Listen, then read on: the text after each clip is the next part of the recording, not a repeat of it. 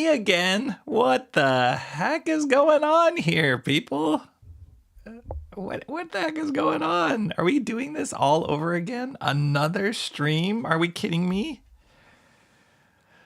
I'm already tired, as many of you seem to be as well. No, it's all good and fun, and I was actually excited to get back on the horn and stream again for you guys here on Wednesday. Beautiful day today. It has been raining last few days. I had mentioned that one of the streams ago, and a beautiful sunny day, clear skies. I think it's going to rain again tomorrow. But I was like, wow, right in the middle of the week, hump day, Wednesday comics day, beautiful sky. I'm all set. And so here we are. I hope many of you who were on the stream with me last night, with all the shenanigans going on of buffering and streams dropping out. I don't know if you guys saw on that community tab on my channel, or my YouTube channel, that after the stream ended yesterday, I was like, what is going on? And I was doing a little surfing, and my wife was watching TV still. My daughter was watching something on her iPad, and they were both having connectivity issues as well, which isn't normal. We actually have pretty stable internet where we are, and our house is wired quite well. But yeah, we were all having problems. So I did a search on the app for our internet provider, and lo and behold, they were doing some sort of maintenance or what have you in the area. Some sort of gophers were chewing our wires. I don't know what was going on, but that was the issue. That's why stuff was buffering. That's why the stream cut out.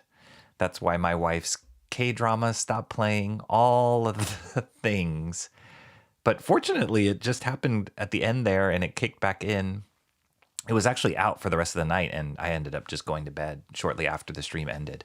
But fortunately, it didn't happen too far early, because that would have screwed up everything last night, and I wouldn't have gotten any of that master study done. So yeah, thankful, sort of, but at least there was a reason behind the weirdness yesterday. And I'm thankful, like I'd mentioned last night, that you guys stuck with it and stayed around and let me know that we were back live. That was all good. I would not know unless I was getting feedback from the other side that we were okay. Anyway, here we are, Wednesday Comics. My name is Rocky Ballesteros.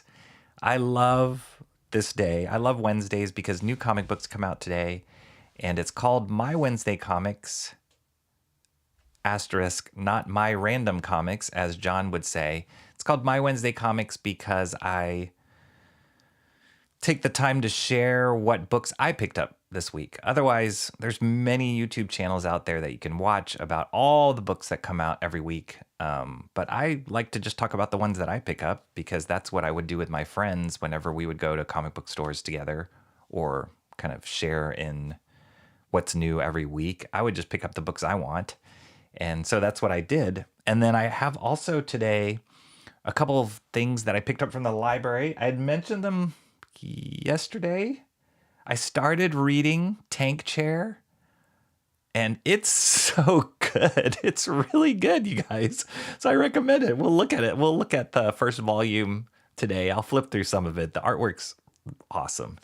And the premise is so simple and so bananas, but it works. It works. So I'm in. I'm all in on Tank Chair.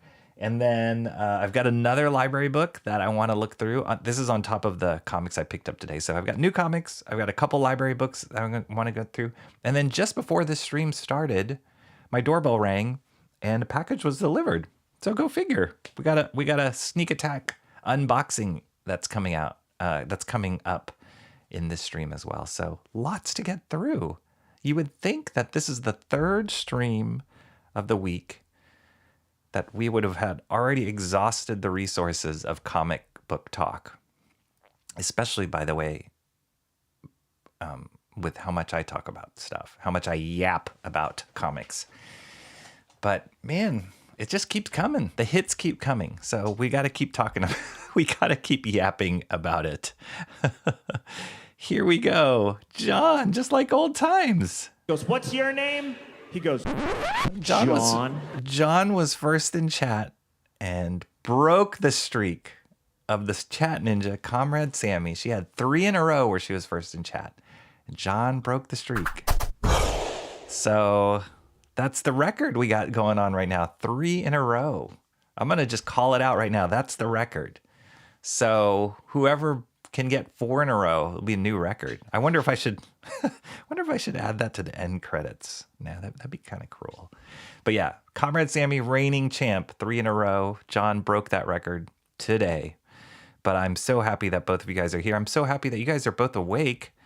It seems like we have a little bit of a food issue of people not nourishing themselves, like emo trash. I think at the end of last night's stream, we were talking about getting a midnight snack, or in your guys' case, a 3 a.m. or 2 a.m.-ish snack. I actually ate a peanut butter and jelly sandwich after the end of the stream last night. I was so hungry. But yeah, I'm only responsible for taking away your guys' sleep, but dagnabbit, I don't want to be responsible for taking away your nutrition or your food. So go eat something, emo trash. Eat some fruit or a handful of, I don't know if you're allergic to nuts, a handful of nuts or something, a yogurt, something, I don't know. A peanut butter and jelly sandwich. You can never fail with a peanut butter and jelly sandwich. So in the intro yapping, as we will, I said last night I needed to get a haircut, and check it out. I got a haircut, everybody. How about that? That was one of the first things I did today. But the cool thing that next to the haircutting place that I go to, I was talking with the lady who cuts my hair, and there is this new restaurant cafe that opened up that they sell these like gourmet donuts. And there's always been, it opened up maybe about a month or 2 ago. And there has been always like a crazy long line in front of this donut place. And I'm like, how fancy can this donut place be that has this many lines? Like they have like those red, what do you call them? Those like furry, there's a name for them. Geez. The furry like line dividers that they have. So it makes it look fancy. It's like a red carpet kind of in front of their store. And so I've always seen the line there, and I was kind of turned. I'm not a huge donut person, but I was like, why is there such a long line? So there's this buzz around this donut shop in the neighborhood. And it happened to be near where I was getting my haircut. So I got my haircut pretty early, and I told her, I was like, I think I'm going to go try and see if I can get some donuts after this, because who is going to be there Wednesday morning getting donuts? But apparently a lot of people, because it's not only a donut shop, but they serve wine there and like sandwiches and coffee and whatever. So I went over there, not too many people that were in line, maybe like 4 or 5 people. So I was like, all right, I'll just wait it out. So I did. I got a smattering of donuts. You're only allowed 6 because they're gourmet donuts. They sell out really fast. So you're only allowed to buy 6 at a time. So I did. And I'm kind of sugared up now because for lunch, I ate my lunch, but I sampled every single one of those donuts. They had a bacon and egg donut. It had like candied bacon on it, and I think they explained it like egg was in the custard. It's not like an egg on top of the donut. So they called it bacon eggs. There was a strawberry champagne donut. There was a key lime pie donut. I love me some key lime pie.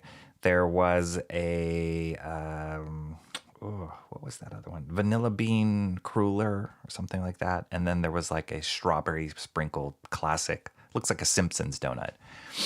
And so I tried, I didn't eat all of them. Let's get that straight. I just tried a little wedge out of all of them, but they were all quite good. I don't know if it's worth waiting an hour in line, which I've heard sometimes the line can be an hour wait. But I only waited probably about 10, 15 minutes, not too bad.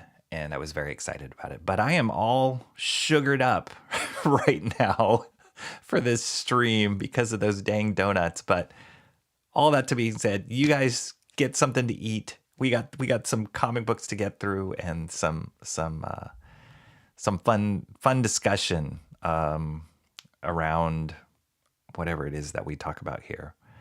So I hope, Emo Trash, you're able to get some food in that. Don't struggle through that.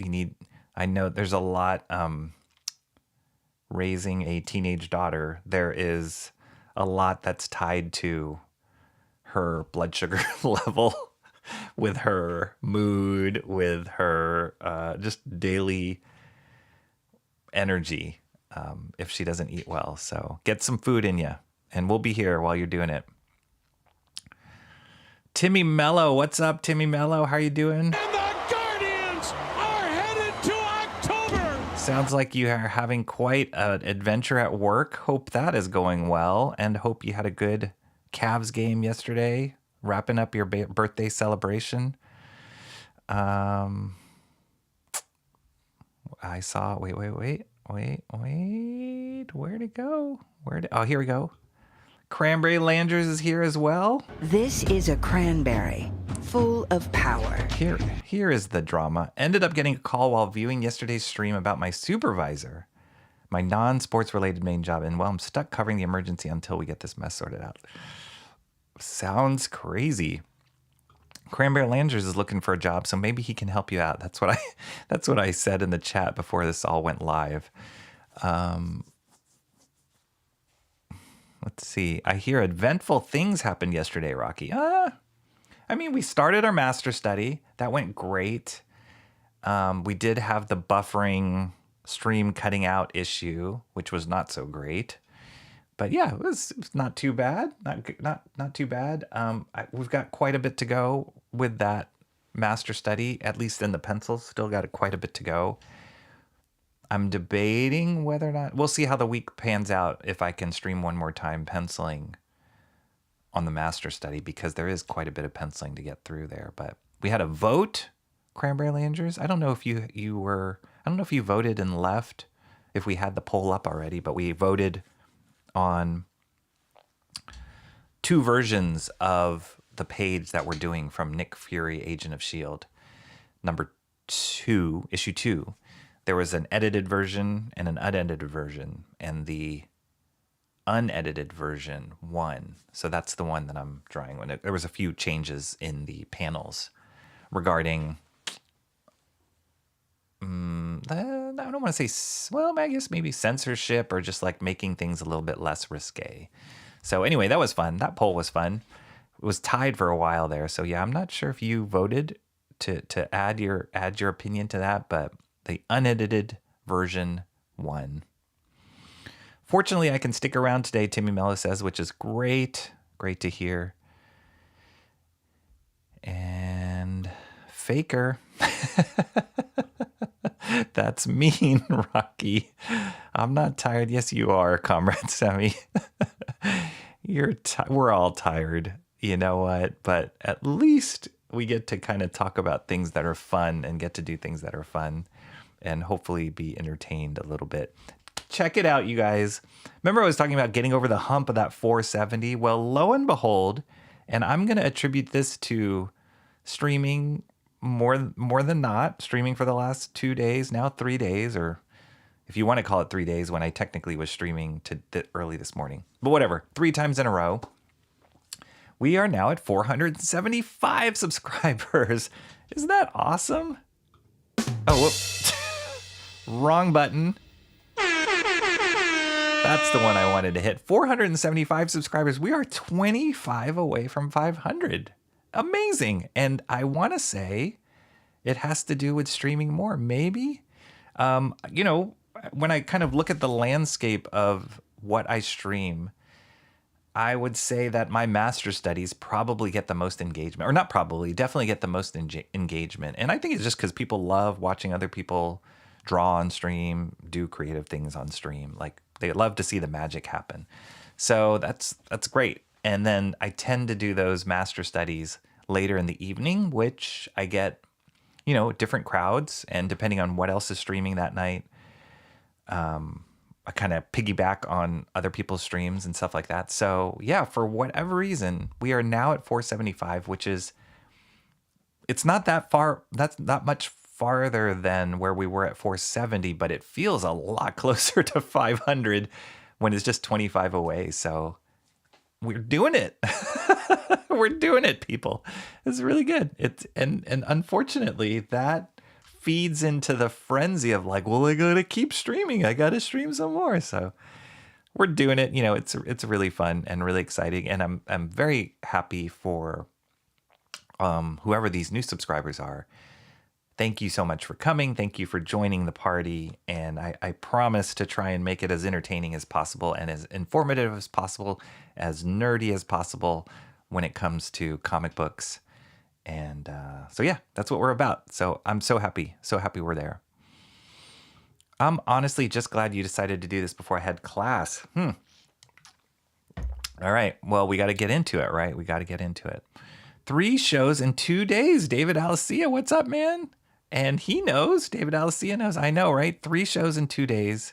It's insane. 3, I think the most I've streamed in 1 week was... Did I ever stream 4 times in a week? If you guys remember, let me know. Definitely not more than 4. I think it's 3 times is the most, but it might have been 4 that 1 week that I had pretty free, and my wife happened to be out of town.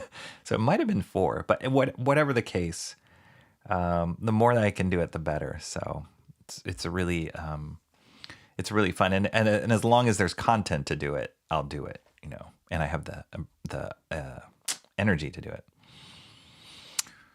Class has already been canceled for tomorrow for sake of ice. Oh, wow. You get the snow cancellations. Or wait, are you saying for the sake of ice like snow? Or are you saying for the sake of ice like capital ICE? Because that's been going on in the news too. So yeah, some clarification there would be appreciated, Emo, because then there's a difference in there's a different posture you would take if your classes were canceled because of inclement weather or immigration issues. Classes until 7. Okay, you got some time. Internet survivor. Cranberry Landers will resemble my profile picture sketch after a week as supervisor here. Oh boy. That's a new profile picture. Check it out, everybody. Sorry, I can make it a little bigger. How about this? In real time, Timmy Mello's profile picture. That's awesome. Did you draw that? That's awesome. I wish Shant was here because I'd flip on the accent. I've told that story before. We were standing in line at a post office, and Shant was mailing out a package with some of his awesome art. I believe he decorated the envelope, or maybe he was just holding the art loose. And there was a guy behind us. This was in Tennessee, Chattanooga, Tennessee. And a guy behind us was like, "Did you draw that?" And we always joke about it. So, Timmy Mello, did you draw that? It's awesome. How much people rely on the internet? It's right up there with as much as we don't want to admit it. It's right up there with our like basic utilities. You know what I mean? Like water, heat, gas, internet's right there. When you don't have internet, you're just like, what's going on? I mean, fortunately, I just went to bed, but if that happened in the middle of the day, that'd be rough. Everyone panics when it hiccups. It's true. You feel like really, helpless. You can't do it's not like I can help the technicians do it faster or fix it faster. I can't just unplug it and replug it in as is often the fix, which I think is the fix that the technicians do. But yeah, it was at least there was an explanation for it. If it was like just randomly happened or is just crappy signal, I'd be a little bit worried because then that would be something I'd have to fix or troubleshoot in my own house. And nothing should be wrong. It's all relatively wired up nicely here. So yeah, it's not like this is Shant's house. Gophers chewing your wire is a common internet issue. Gophers. Yeah. So John says we could go with My Wednesday Comics if I feel like it instead. Yeah, we could. That's kind of a long name, though. My Wednesday Comics is already kind of long. But if I feel like it, IIFLI. Ifily. I don't know. It doesn't work. Gophers as a homeowner's hazard sounds like a board game trap. There's some bad gophers in my neighborhood and in general in the neighborhood that I live in.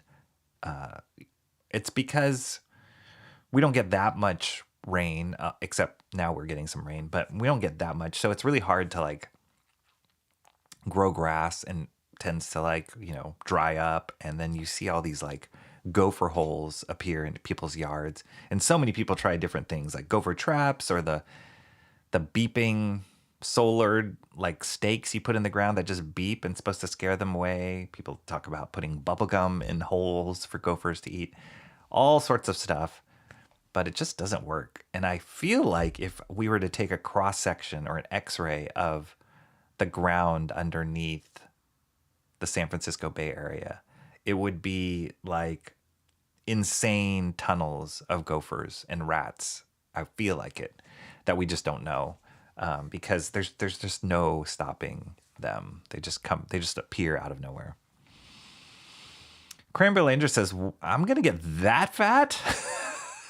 I'm not experienced as a supervisor, only a trainer, creation of procedures, creation of scripting, and testing methodologies, Tim Mello. I don't know what's going to happen. Rocky, you're a known professional yapper. We don't expect to ever let your well run dry. That warms my heart. Emo trash.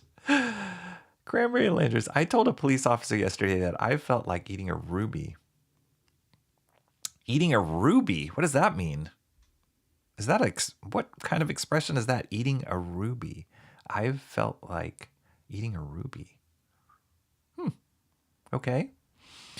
Can we blame the lack of food for my breaking your first in chat streak? Is sleep a 4-letter word? Nope, it's not. This position is cursed.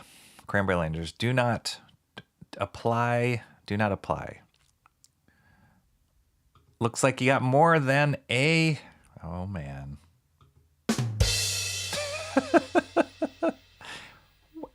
That one could almost use this.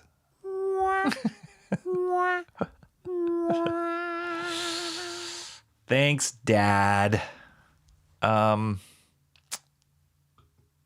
Emo Trash says she's been struggling because it was my intent to do my reading today, then pop over to my boys for a bit before class. But Grandma got a new computer. Oh, yeah, that can be draining for sure. Setting up computers can be really, really tough. So I can understand. I can understand the pain there. Velvet dividers? No, there is an actual term for it. It's not valence. Oh, there's an actual term for it. Yes, the fuzzy rope. You know what I'm talking about.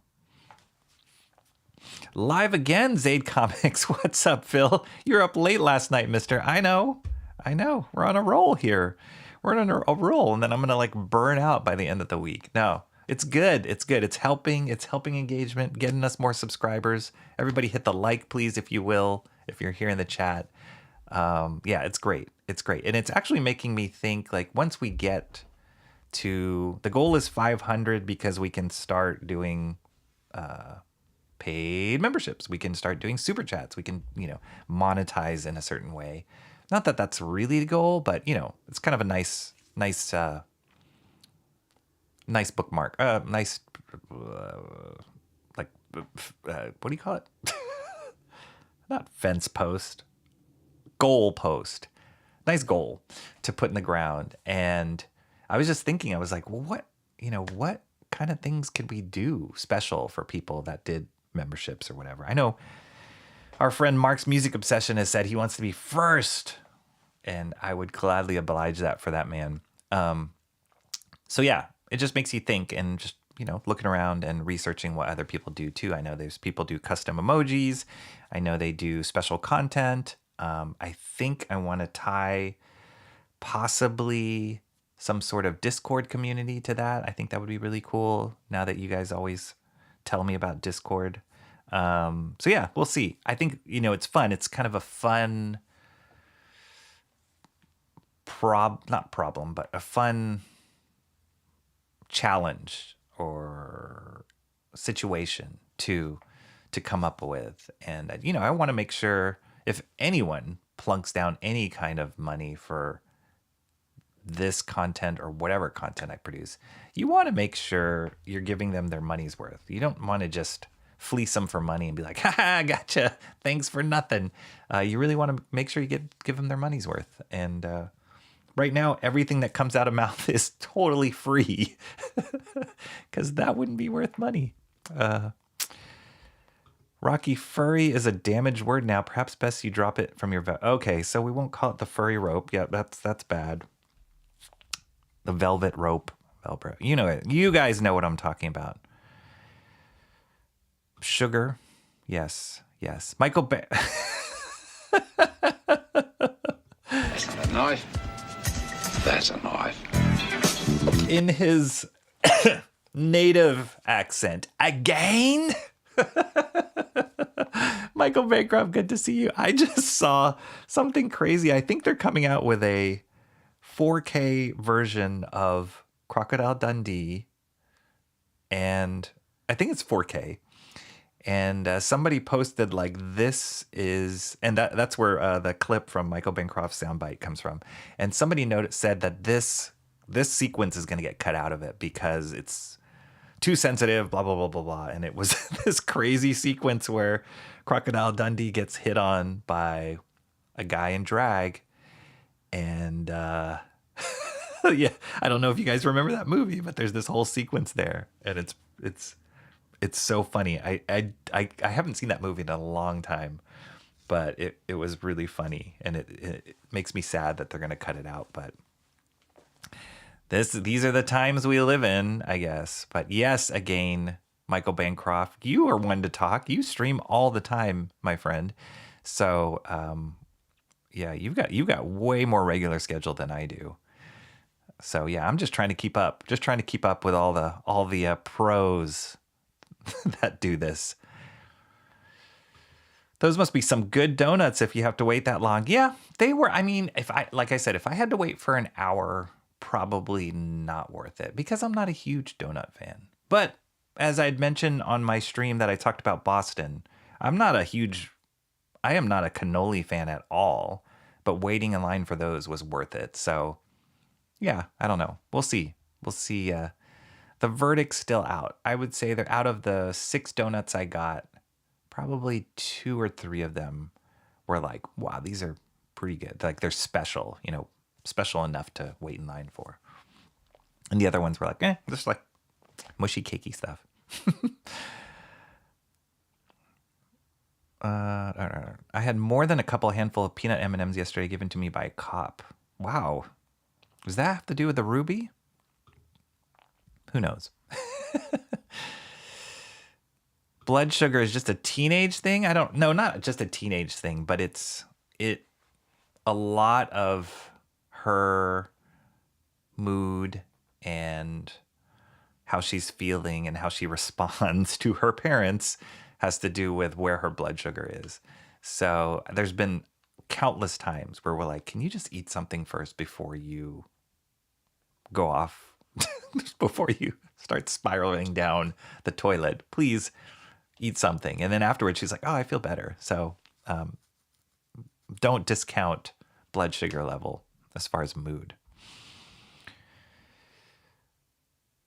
Peanut M&Ms from a cop? Yes.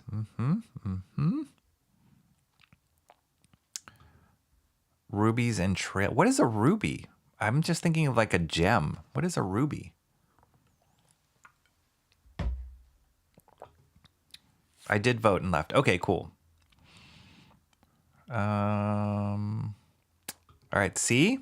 Ate my chicken sandwich. A little better now. It's like, So I've heard people, like, before you eat a big meal, just like if you can get any kind of like trail mix or nuts, mixed nuts, just a handful, because by the time it gets from your mouth and digests through and it hits your stomach, your stomach's already sending signals to your brain of like, oh, okay, we're cool. We're like, oh, I'm not super hungry. And then you'll eat less during the meal, because a lot of us, like, we just eat with our eyes and we're just like, oh, that looks so good, or I'm so hungry. And then we overeat. And then by the time the stomach signals like, yo, stop, we don't need to eat anymore, it's too late. We're already gorging. So eating a snack or a handful of nuts before you go down that crazy hunger path will help you stave the hunger, because you're communicating with your brain early. It's like preempting the message. Comrade Sammy's awake. She's telling us you keep repeating yourself. So I don't know. The more you say it over and over again, the more we don't believe you. 4 new subs. Yep. Super excited about that. Okay. I was working the same gig as them doing security for Oh, okay. Gotcha. And that's when you said you wanted to eat a Ruby. Yeah, I could imagine them like kind of looking at that and double take when you say something like that. All right, let's see. Cranberry, blah, blah, blah. Freezing rain. Okay. It's not ice. It's freezing rain. And not to make light of the issue, I know it's really, it's hot in the news right now, what's going on. But as social media goes, I saw a clip of a video of somebody driving with their car past the protests, people protesting all these deportations. And somebody driving with their car with their windows down, and they were playing Vanilla Ice Ice Baby. So it was kind of messed up, but kind of funny. So yeah. So, okay, freezing rain. Got it. Emo Trash. That's all good. It's all good. That's a good Southern drawl. Rad art and comics. Thank you, sir. I've lived in the South a good portion of my childhood. Never picked up the Southern accent, I'm proud to say. Not that there's anything wrong with it. I do like the Southern accent, actually. I think it's really cute. Or at least girls with Southern accents, I think, is really cute. But I don't mind it. Like, my brother-in-law he was born and raised in Texas, and he has a strong Southern accent. So I love it. The y'alls. But yeah, that guy was special. That was behind us. Did you draw that yet? That guy was special. Hearing a deep Southern drawl from Rocky is quite the experience. All right, let's see. Rubies look like real high quality gushers. Yeah, but they'll break your teeth. Oh no, I had to figure out how to sign into her AOL account that she hasn't signed into probably 20 years. AOL? You've got mail. Oh my gosh. Yeah, it's pretty bad. Like, one of my I have many email addresses, but one of the email addresses I have is the year that I started the email address, which a lot of people did at that time. But now looking back at it, it just makes me feel so old, right? So it's like, I wish I didn't do that. And the same is like when you see people who have email addresses with AOL, you're like, well, how old is this email address? Hashtag blame the Gophers. That's a knife. That's right. Mr. Monkey Boy 1969, speaking of having the year in your... How do you say monkey in French?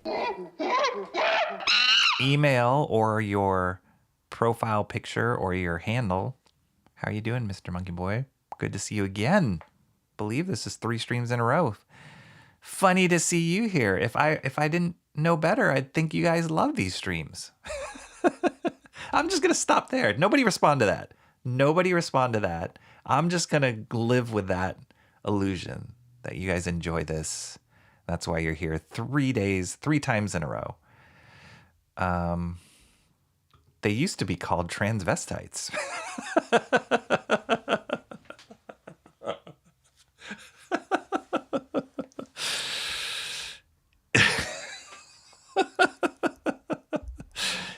cute.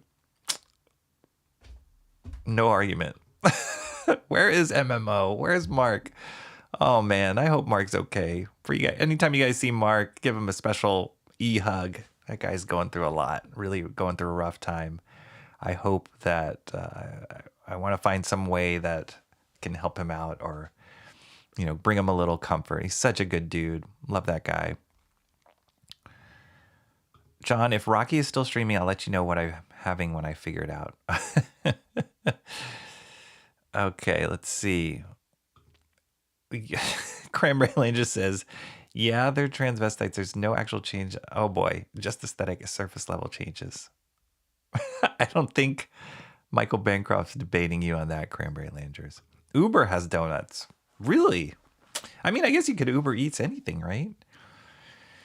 Yeah, the thing I did notice about these donuts was I got the donuts and then I actually drove to my comic book store. Oh, we got to get to the comics. What's my 43 minutes? Oh my gosh, I'm almost at my 45. I'm at my 45-minute mark. I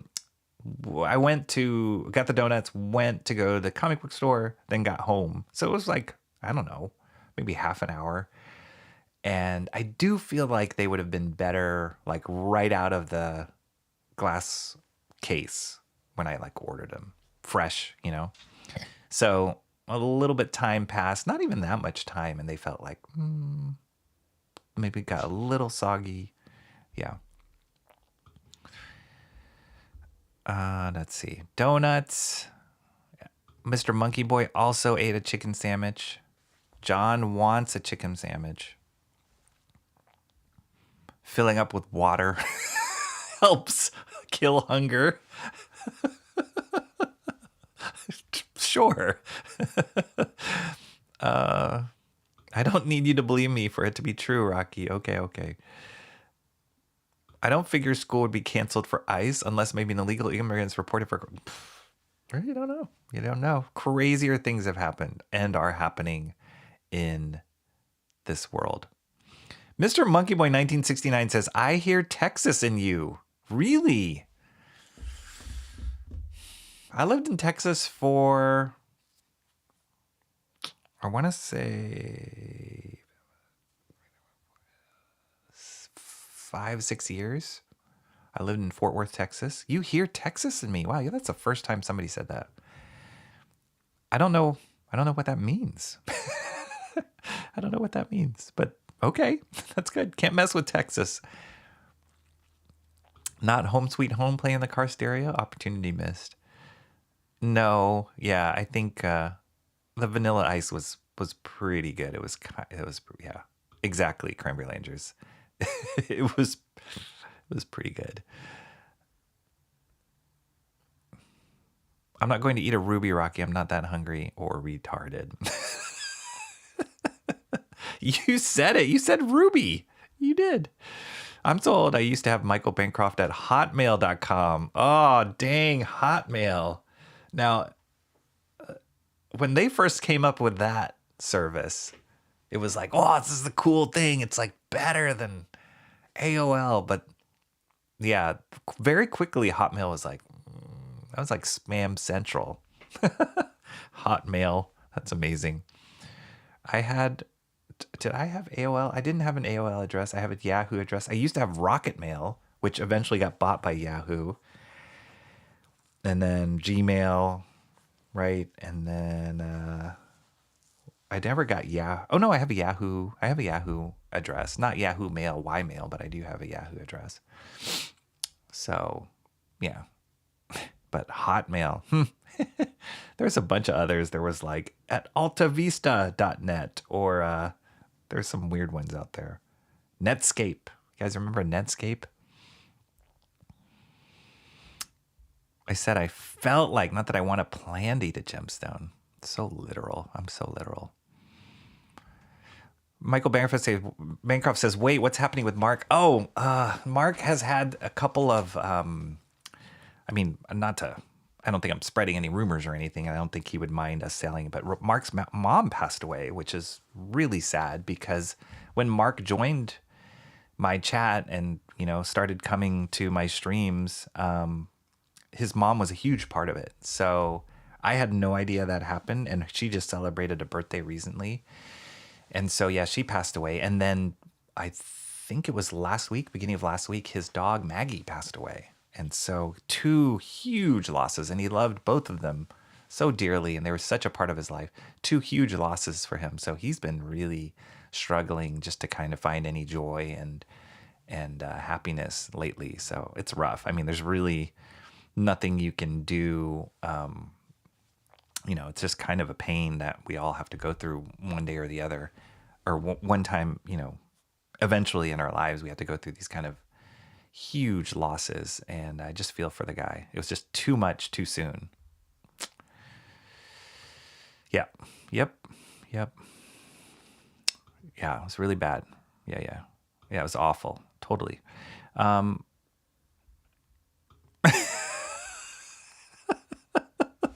The range of this chat is ridiculous. We need to send him a puppy. I know if we could, right? Like GoFundMe him a puppy.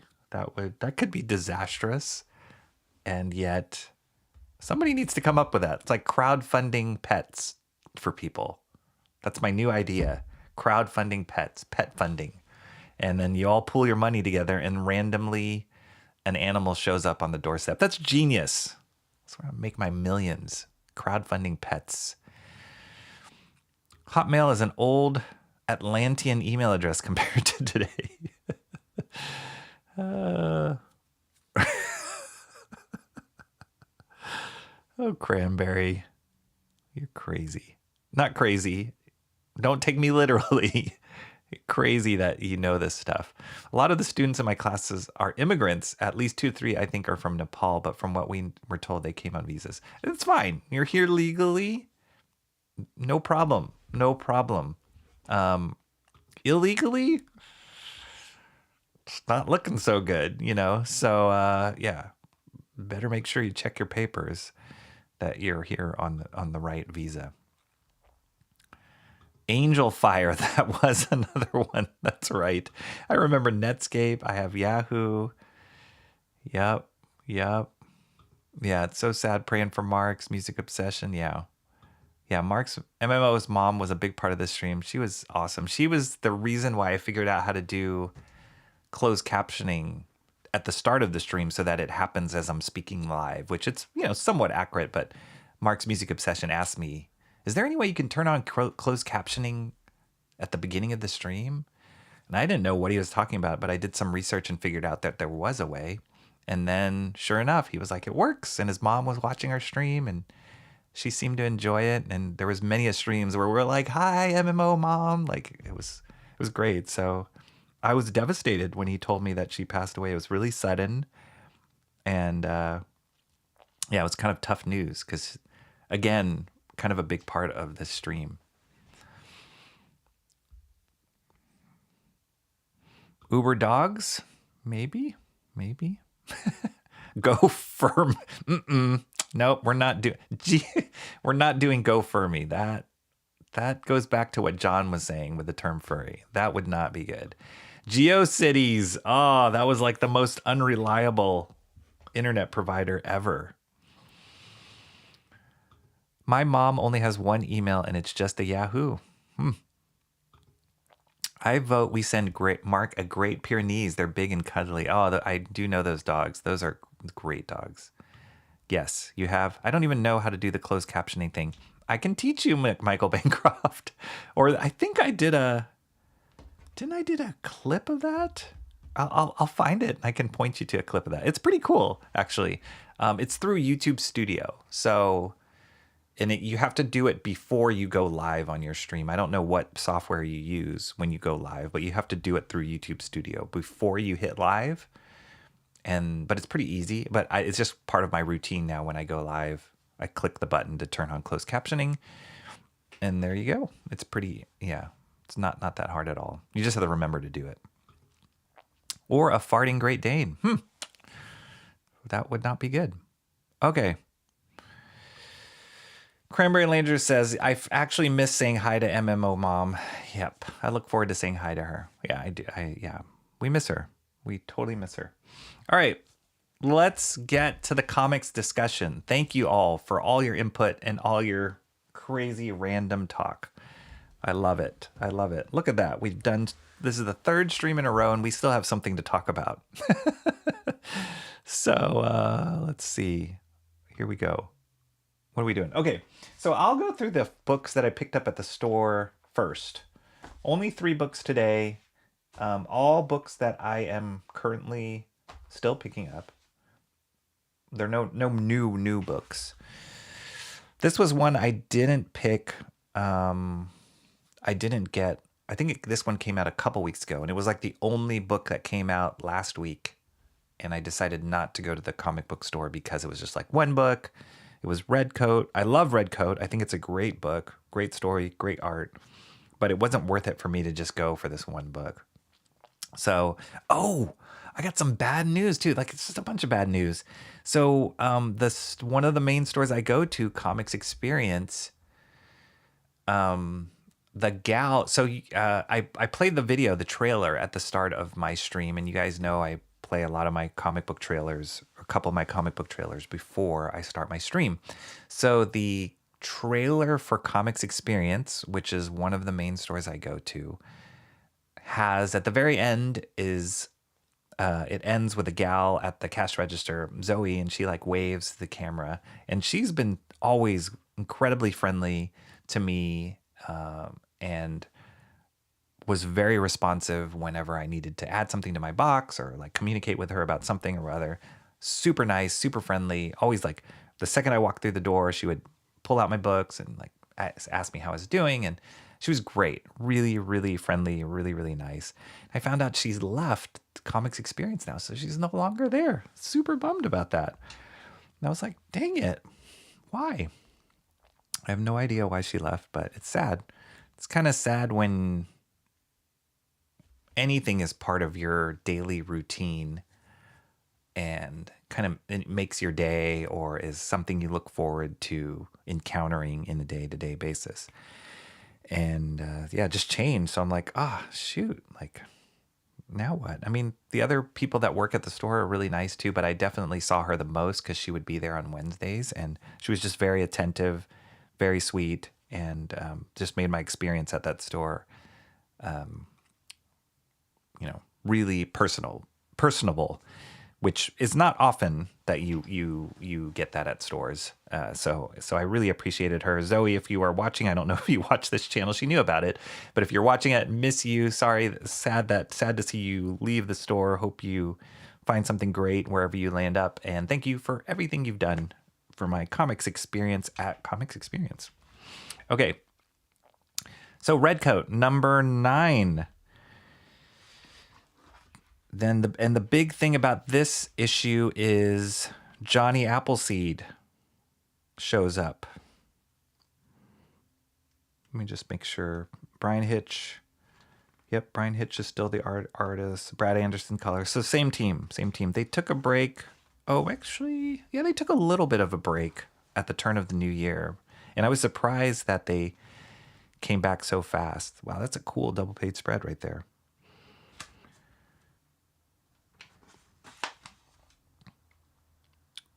Wow, that's a lot of talk, but it's neat. I mean, Redcoat does this great tying in American history, American folklore,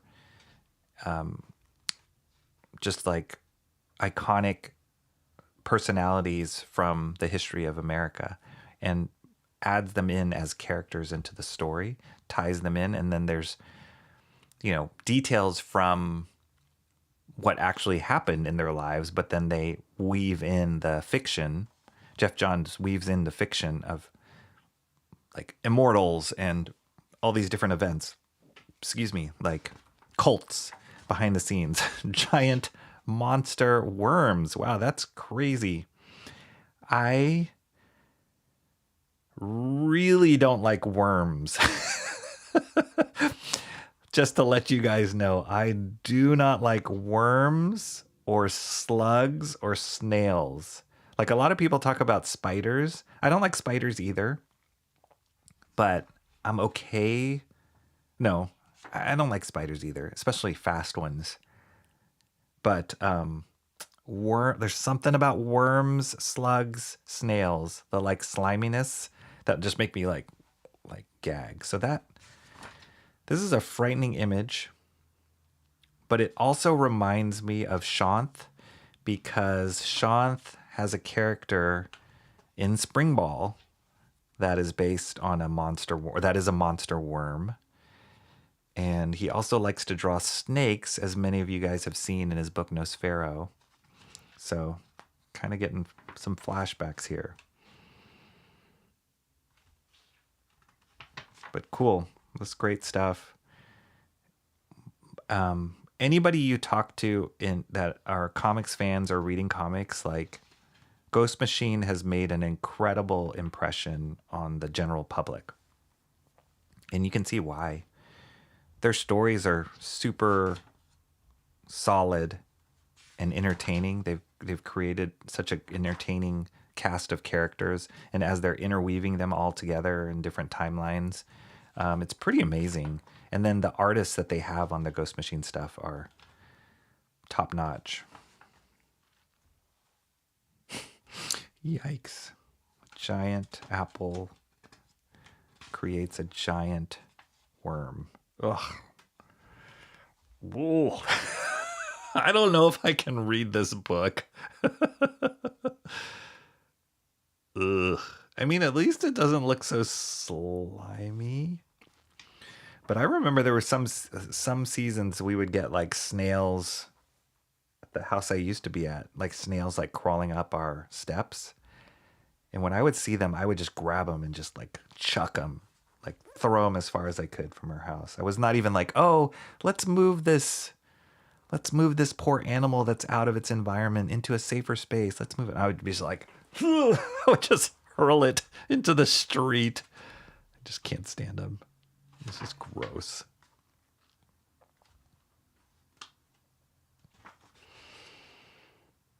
Oh, cool. Next issue 10, he's going to bring in Annie Oakley. So, I mean, it's just fun. It's cool that it's similar to just making like American history relevant to comic book readers or whatever. So I like that. I totally approve of that approach.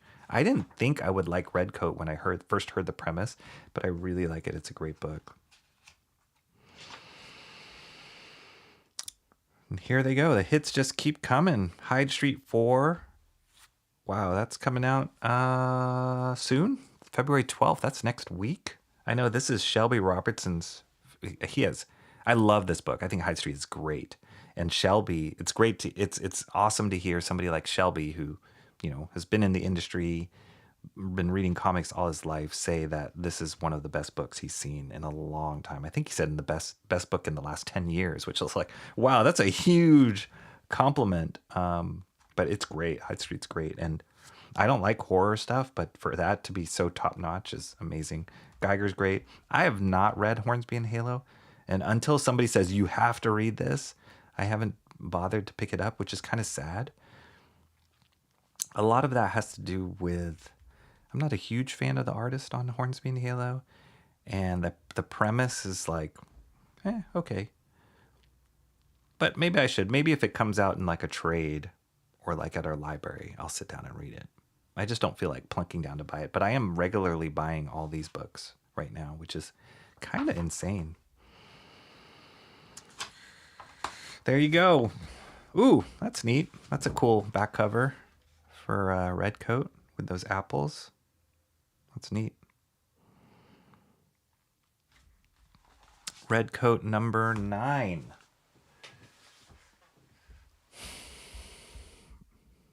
All right.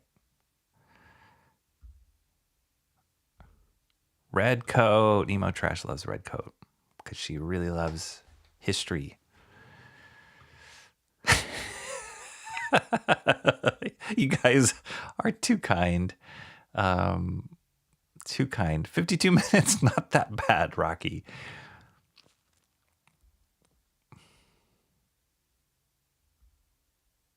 Ankle biter in my house also requires maintenance. Oh man, still as life goes, people stay at certain places for a season and seek newer opportunities. Yeah, it's true. Johnny Appleseed. Yep. What about Fred Peachpit? Do we ever hear about him? He gets a bum rap. It's the Alaskan bullworm. Ugh, no thanks. No thanks. I knew Rocky was going to reference Shanth here. Yeah, Shanth and his worms, his snakes. Triggered groomsmen. That's right. Cool apple. You read Nosfera? I did. I love it.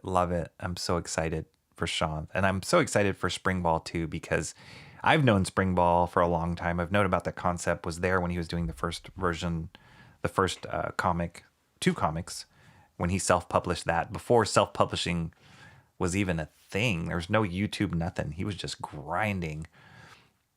So Spring Ball holds a very special place in my heart, because he was mailing me like roughs as he was working on the first book. So it's really awesome. So I can't wait for that to get out in the world and for you guys to see it and to see all the edits that he's doing it with it to like update it. But yeah, stay tuned. There's going to be a worm in that one. A really big worm. That's right. Where do you get therapy for fear of worms? I don't know. No, because you have to touch the worms. No. The fear of worms, known as scoliophobia, is a specific phobia characterized by an intense and irrational fear of worms. I mean, that makes sense. Isn't that what a phobia is? I don't think it's irrational. They're gross. They're like, no. Knowing this horror apple is probably made of flesh. That's a good point there, John. The dune worms do not bother me because they don't seem like worms. They're so huge. And yeah, I don't get that reaction when I see the dune worms. I actually think they're kind of cool. So maybe I'm not a true, what do you call it?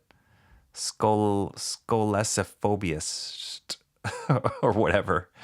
Yeah, because I don't get that same reaction from the dune worms. I don't know why. No, it's not. It's not the viruses or the germs. It's just the sliminess and like when they're like they like stretch out of the membrane. It's like, ugh. It's gross. Leeches are in that same category. Yeah, not good. I don't know. There's something about worms that are worse than leeches. I don't know. Mark's Music Obsession. Hey, Mark.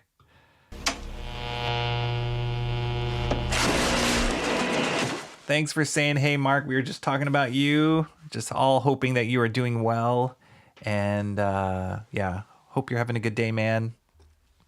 Thank you for saying hello. John says, I pick up earthworms on the sidewalks and put them in the grass. See, you're a good man.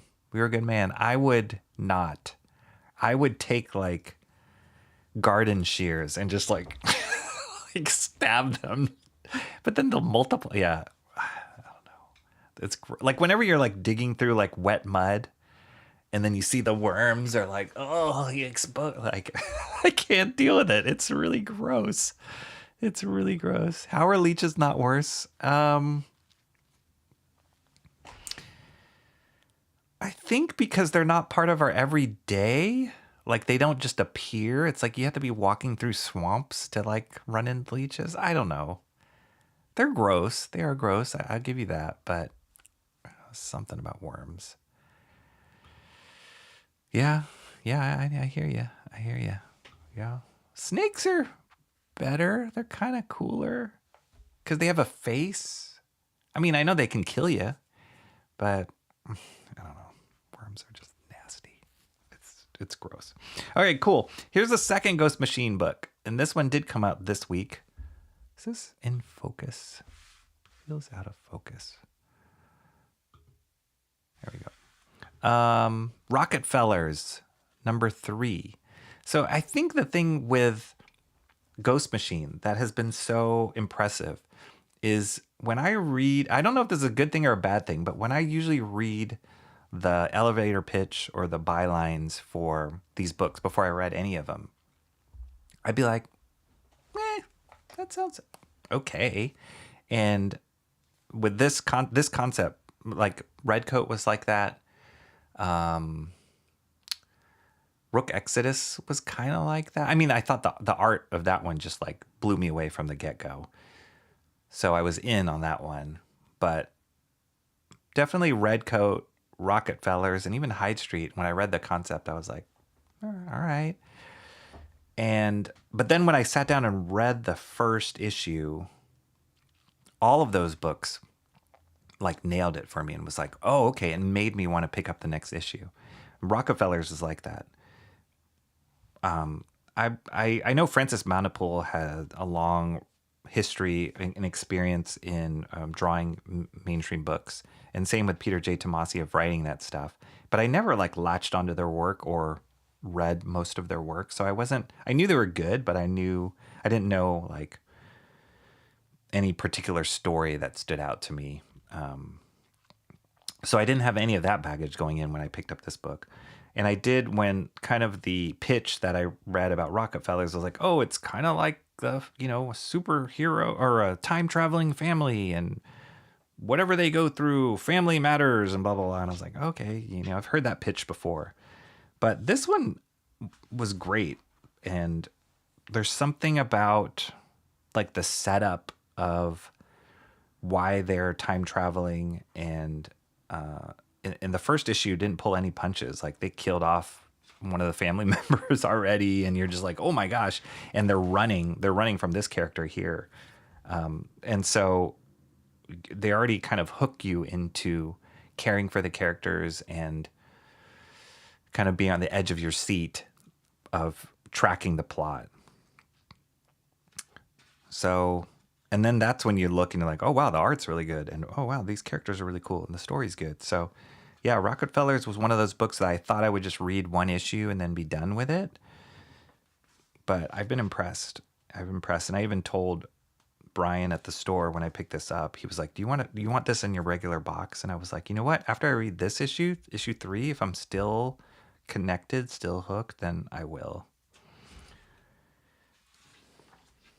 It's like I'll give any new book that I like, if I like a certain aspect of it, usually it's like the artwork has to grab me, and then the premise can be whatever, but it's usually like art a little bit is like primary.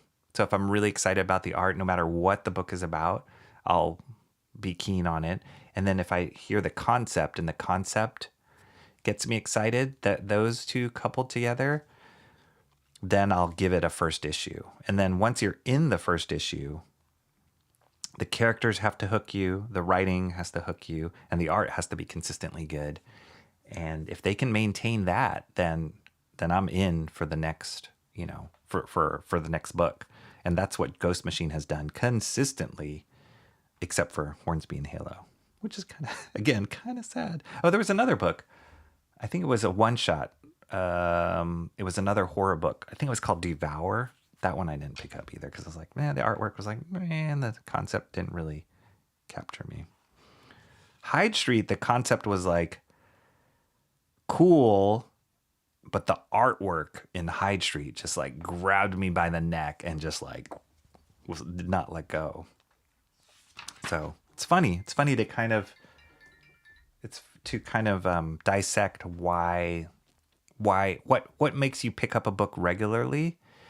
And as somebody like myself who wants to produce a comic book and appeal to an audience and kind of understand why an audience might want to pick it up, it makes me like deconstruct, like why do I pick up books? What makes me interested in it?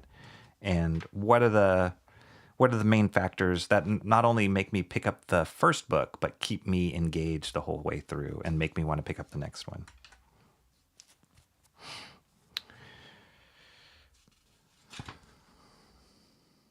It's cool. And the thing I like about Rocketfellers too is the relationship and the motivations for at least the adult characters, they haven't really gotten into the kids so much yet, but the adult characters is very complicated. It's not so straightforward why each one is. I mean, their family relationship is really straightforward as far as like they love each other and they're out to protect each other and like support one another, but their motivation of why they're doing what they're doing is more nuanced, and so that's really fascinating.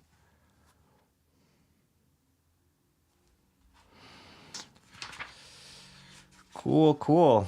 So more Rockefeller goodness. I hope that Francis Manipool, when I started doing YouTube and looking up YouTube comic stuff, his was a channel that I ran across, and he produces very, very high quality videos. Like he shoots and edits them really well.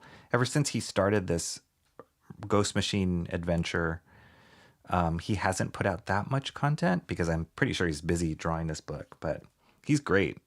I would recommend checking out his channel and watching his videos because he talks about all sorts of stuff of like work-life balance and how much should you charge and his process. And it's really, really, and it's all really well done. He's a good artist. Good artist. All right.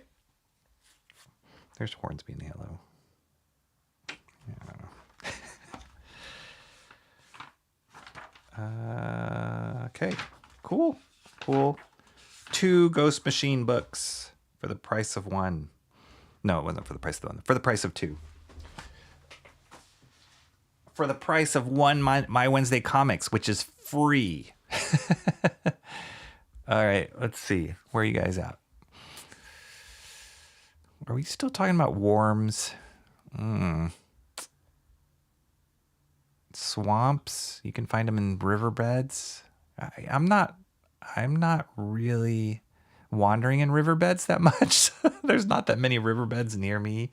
So yeah, I don't see leeches that often, if that. I haven't been fishing since I was at least 10. Fishing is fun. But yeah, I don't use worms. And at the times I've gone fishing, it's always been like artificial flies or bait.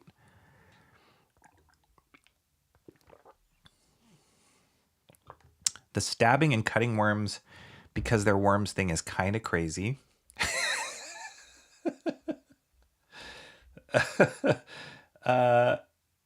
Sorry, just checking my phone. They're just trying to live their lives, and without them, you don't get flourishing. I know. I'm sorry. I just can't. They help make grass live. Oh, you guys, you tree huggers, put food on your tables, keep the animals alive. Yes, I know they. You know what's almost, which is worse to look at than worms, is like maggots. And they do great stuff, right? They like can create compost. They decompose the food, ecosystem, solar panels, whatever. They're gross.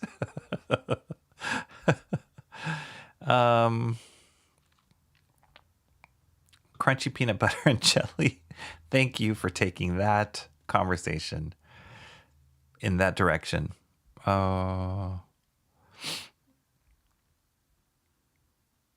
All right, let's see. Oh, you guys. Lures. Yes, lures. Wait, do gummy worms disgust you too, Rocky? I don't eat gummy worms that much. Yeah, I prefer gummy bears, not gummy worms. You better like gummy worms. I don't know. Yeah. I mean, they taste fine. Gummy worms taste fine. It's just like putting your hand in that bag of, even though they're gummy worms.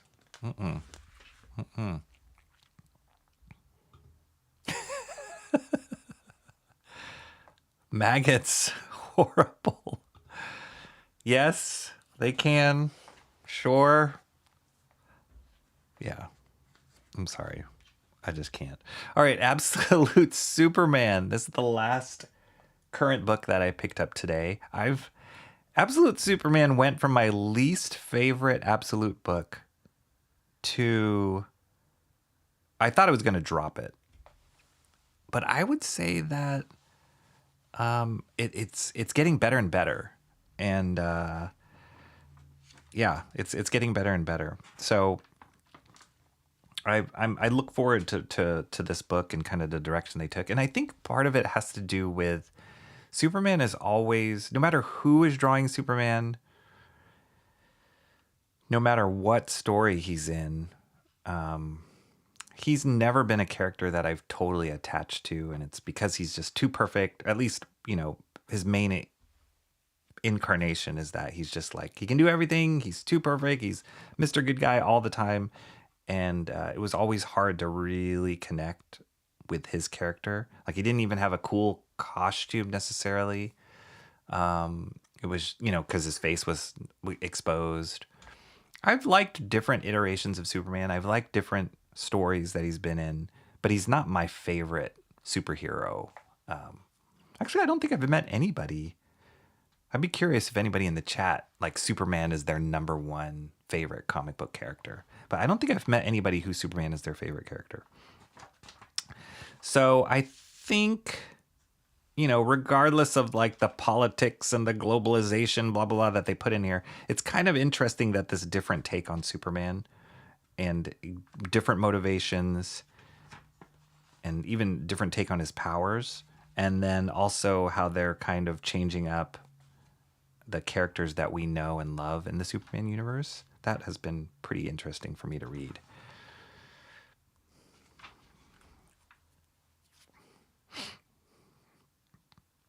So yeah, more of the same stuff. Oh, who's this guy? I don't even know who this character is.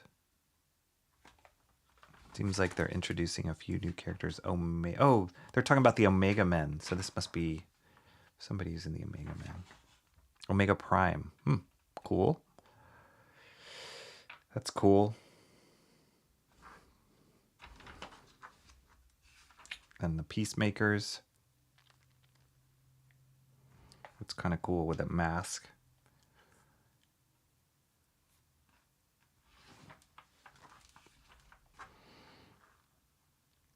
And I even feel like the coloring got a little bit better too as the series went on.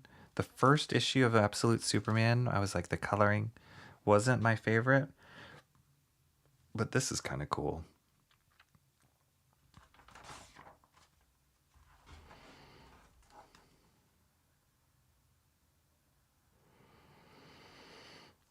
But yeah, I think like with the original Superman, he was definitely like a good old boy, like American good old boy. And it seems like this series is taking that. They're making him more global. We'll see. We'll see, like, with the way that politics are going, and specifically politics in America, but how that affects the world. I mean, we've seen how politics has changed comics and changed entertainment the last 4 to 8 years. So it'll be interesting to see with this swing of the way that our American politics are going now, how that's going to change, whether the stories, are they going to double down on this stuff because they hate the way politics are going, or are other people going to be able to produce books that shift, are they going to go too far the other direction? All pretty interesting. I think that was part of the problem with entertainment the last decade or so, is it became too political. So I would like it to see it not become political in the other direction, but more like back to the stories and the kind of stories and the kind of characters that I loved growing up. But you always wonder, are we all just hanging on to nostalgia too much of what was great when we were kids? But yeah, I don't know. Anyway, Absolute Superman number 4. I'm still in on this. It's hard to tell where the story's going right now, but it just seems like they're introducing more characters. They're building on this Lois Lane relationship. And less of Superman in this particular issue. Probably talking more about this like Omega Men aspect. This is kind of cool. All this like red smoke. Alrighty. Absolute Superman number 4 is out.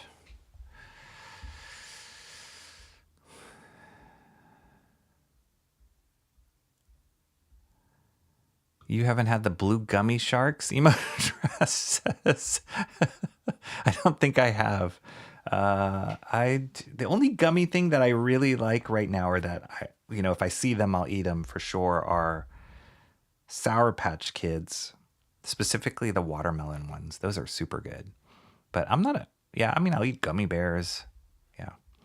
I get the feeling though, Rocky, I hated worms and slugs and maggots as a kid. Rocky. Emo Trash is a gummy shark person. Okay, I'll have to try this out. Are those the ones that are like part white and blue? Who knows? Let me know. Mark's Music Obsession says, I've been out on the boat trying to finish cleaning up, but may miss the rest. All right. Enjoying the weather.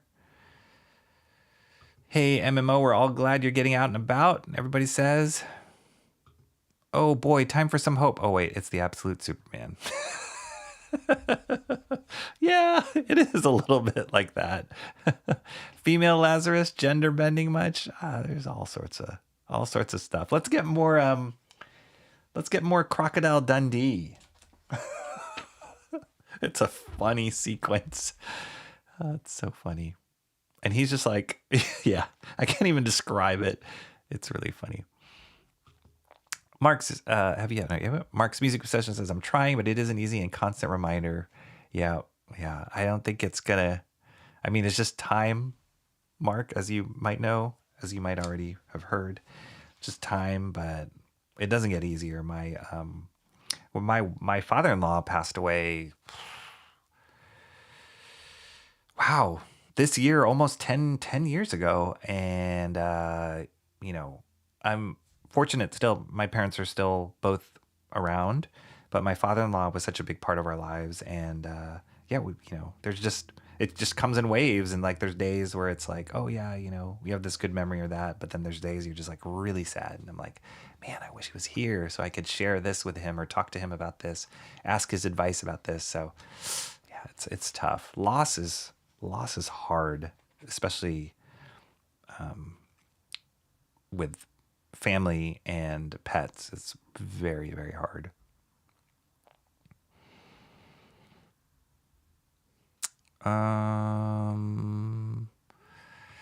I don't mind Superman, just the ideology behind him. I've grown to love Superman as my absolute favorite hero in comics. Oh, really? Well, it's good to know. But you're not absolute Superman is not your favorite hero in comics. Have you read Absolute Superman, Timmy Mella? I'd be curious your opinion. Mr. Monkey Boy 1969 says, Mark, we are getting you a farting Great Dane. The original Clark Kent, that is, yeah. He's a great character. It's just not... Maybe it's because... I don't know. I'm very curious to see the angle on the James Gunn movie. I trust James Gunn. I really think he's a great filmmaker for the books that he's done. The books he's done, the movies he's done. I've enjoyed them tremendously. The Guardians movies, and even his Suicide Squad movie. Like, it wasn't perfect, but I really enjoyed it. So I have a lot of hope for what he does with Superman. But I'm curious the angle he's going to take and how he's going to show his humanity.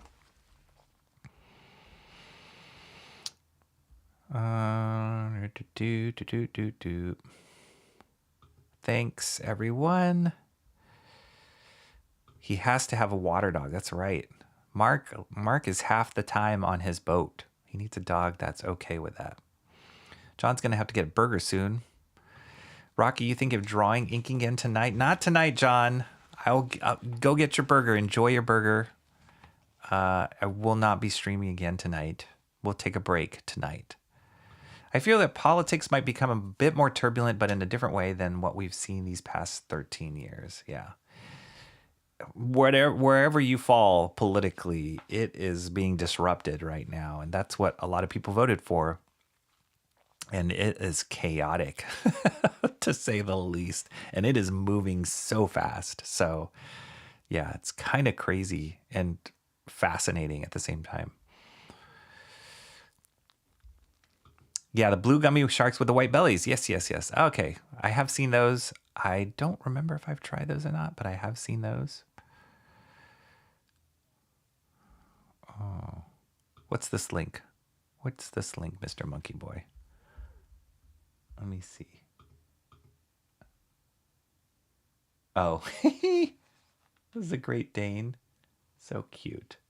You guys click on that link, Mr. Monkey Boy puts Great Dane. Oh, I didn't listen to it. Wait, where's the audio in this? I'm assuming, oh, here. You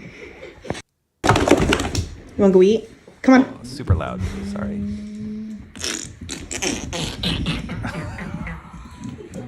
Oh my God. All right. Classy. Oh my gosh. Rocky's face in the other cam. What was different? Did I change something? Oh, wait. No, I didn't do it.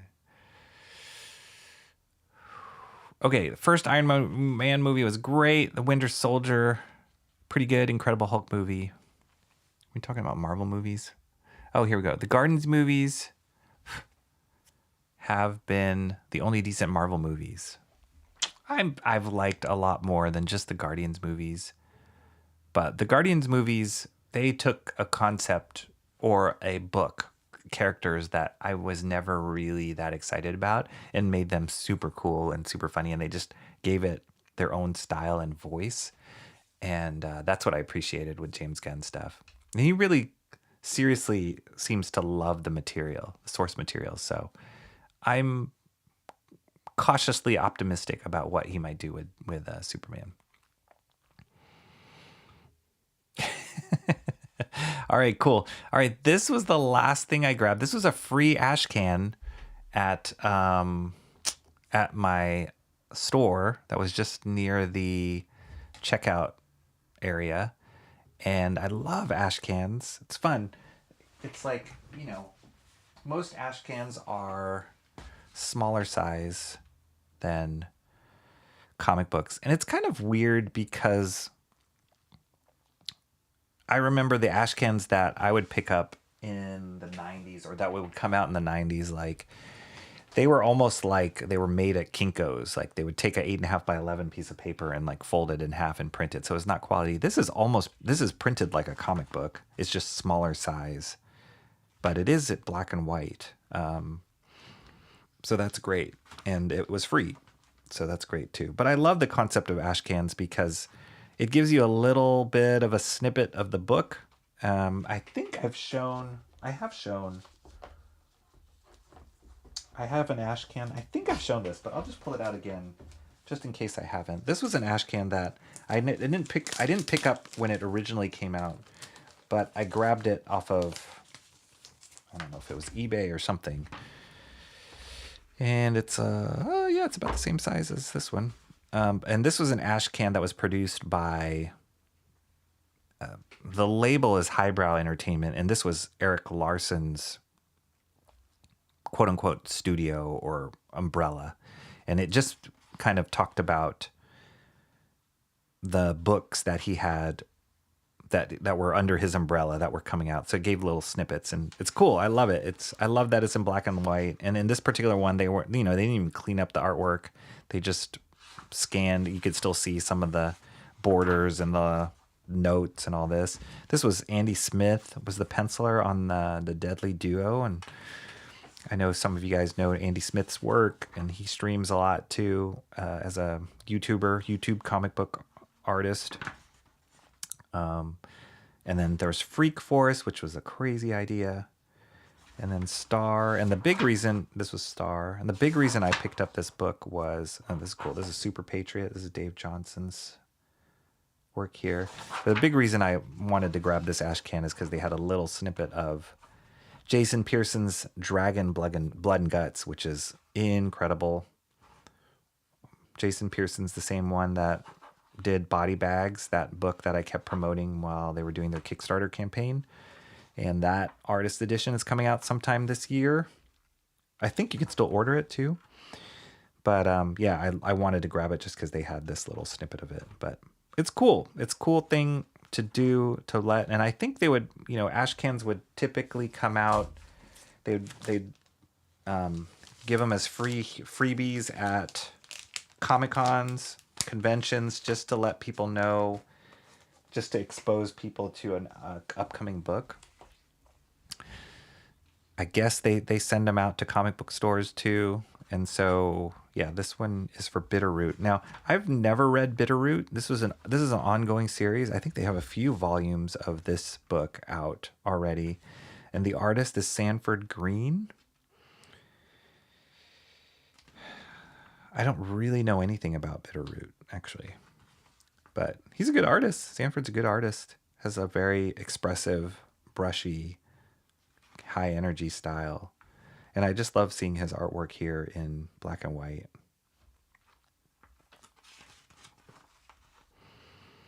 His stories, his artwork tends to have this kind of urban-centric vibe to it.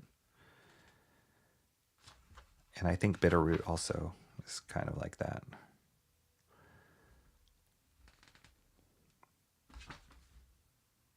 So yeah, here it is. They have volume 1, 2, 3, and then an omnibus already. So it seems like he already has out like 15 issues out of Bitterroot. And now they're starting a whole nother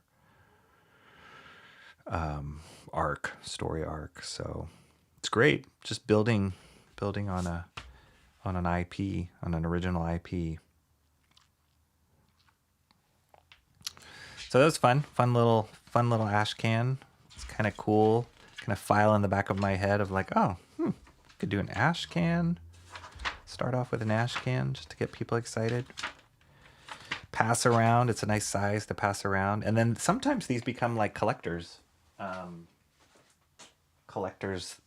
things. I know the Ashcans that came out for Image Comics, like for Youngblood or Cyberforce, they had and those were literally printed at like a Kinko's, and those were printed on like, they'd have covers that were like colored Xerox papers. So if you had the Youngblood that was neon pink cover, then that one's worth, they only printed whatever, 100 copies of that. Or if you had the Youngblood that was on a green printed paper. So yeah. The world of Ashcans. All right, let's see. The mid-90s Guardians of the Galaxy books were great. Were those the Jim Valentino ones? I didn't really like those. Those are the ones with like Yondu, right? With the mohawk. He had the like really high mohawk. And I loved what James Gunn did with Yondu for the movies. And how he changed his character, kind of updated his character. It was so cool. It was a great character in the movies. Never really liked him. All of those designs were really weird and bizarre. They just feel like they were the misfits of space. And I never got into Guardians of the Galaxy. I should try. And I haven't even read the recent Guardians of the Galaxy books since the movies came out.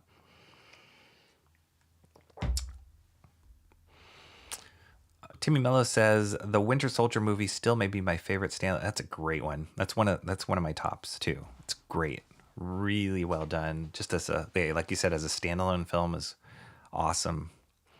And it was filmed right here. Oh, no kidding, downtown Cleveland. Awesome.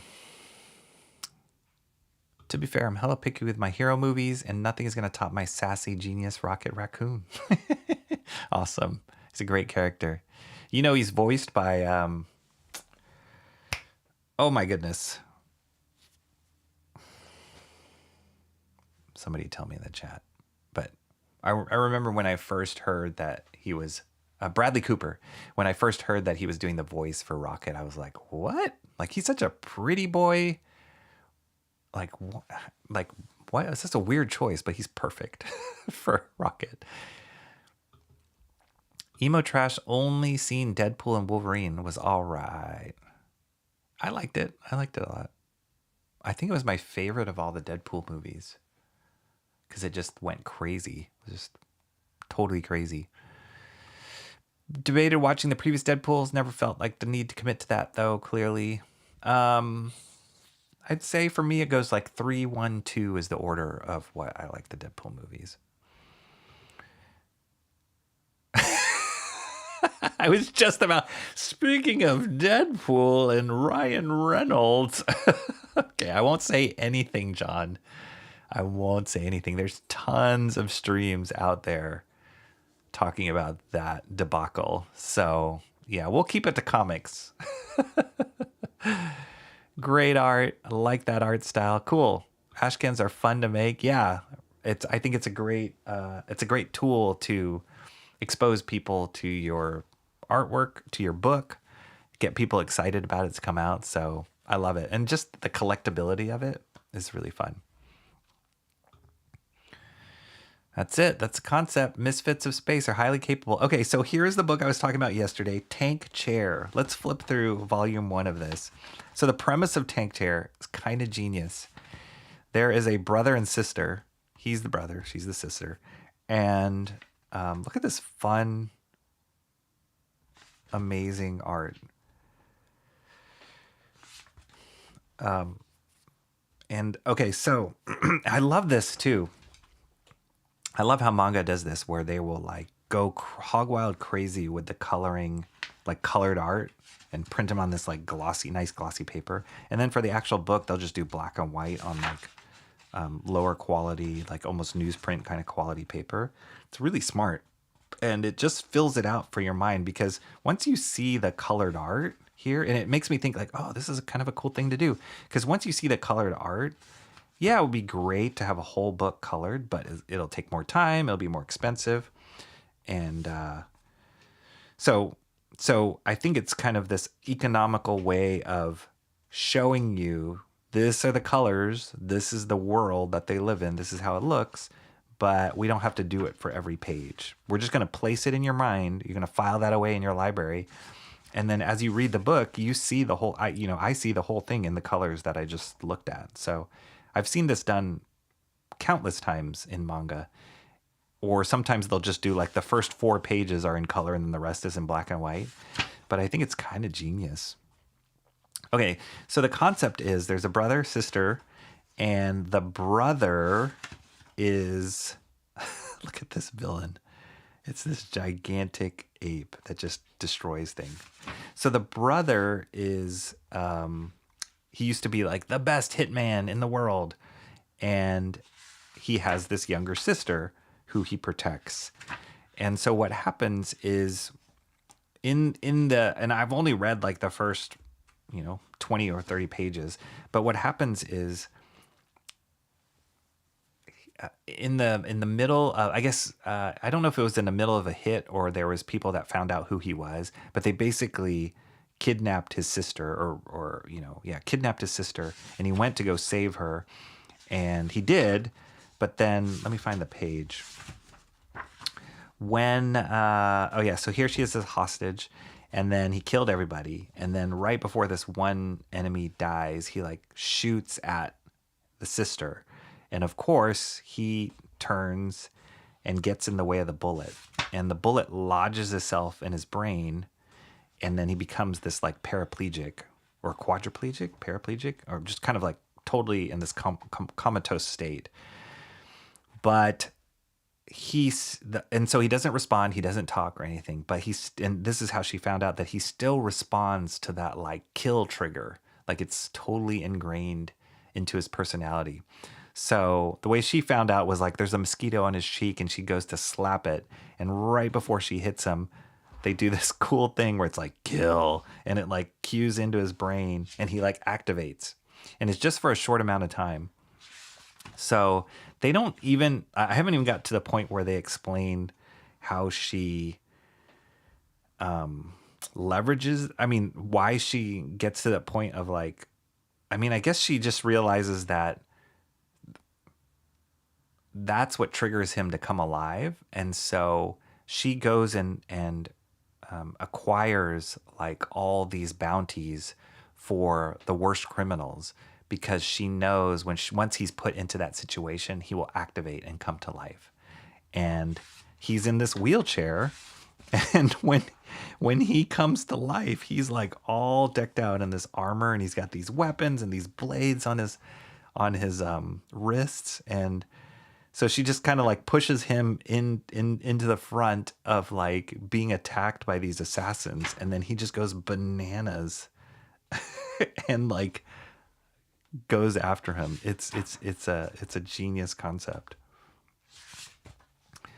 And then they do all these crazy things with him in his wheelchair. Like in this first battle, he's fighting against this guerrilla gang, and they're like, oh geez, and he just starts killing everybody. He like slices this guy into pieces, and they're shooting it. They're like, there's no way he can reach us from up high here.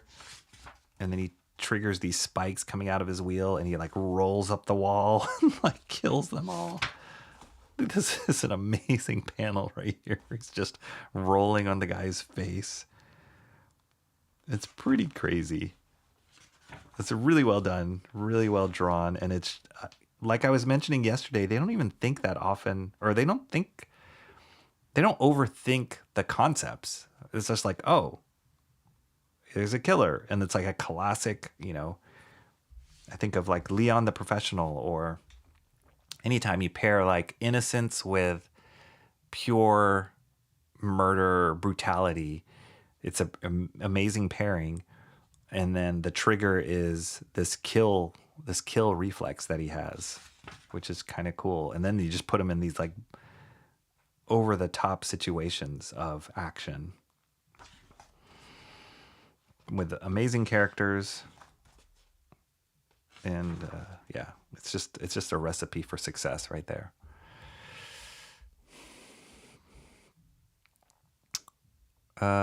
It's the Keith Giffen run. When are you going to create an Ashcan? Thank you for asking that, Mighty Geek Studios. We're going to do it, man. I'm working behind the scenes, where all the stuff I do, not just for the love of comics, but for sure is like leveling up to try to get to that point of producing my own book. That's always been the intent. And doing the master studies is part of it. Talking about comics, dissecting comics with you all, just yapping about what I love about comics and figuring out why I love it.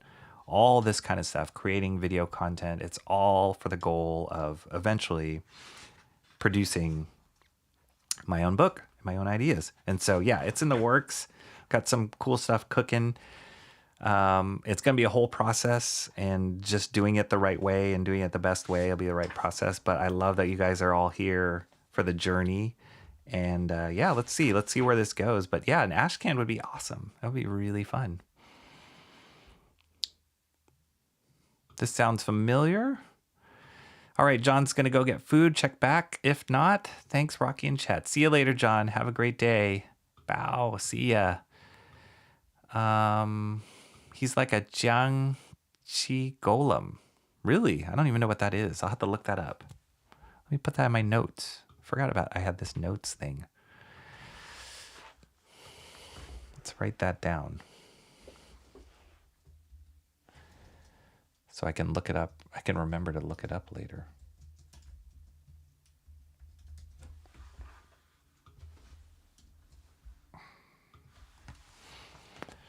Thank you for that, Timmy Mello.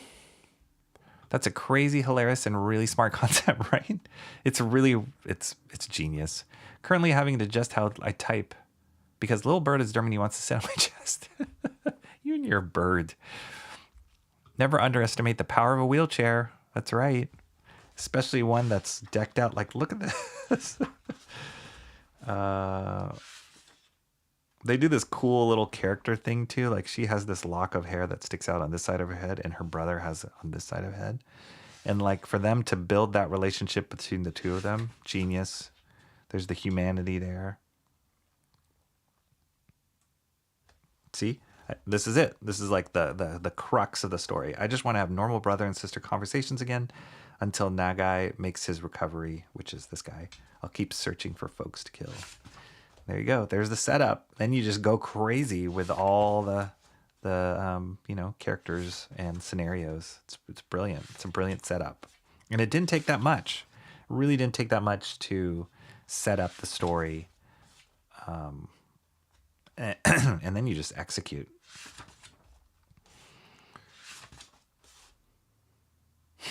It's crazy. The Japanese are so good. So good at action. Yeah. So there's 2 volumes of this that I got. I don't know how many volumes total, but 2 volumes of this and I'm all in. Just really cool character designs.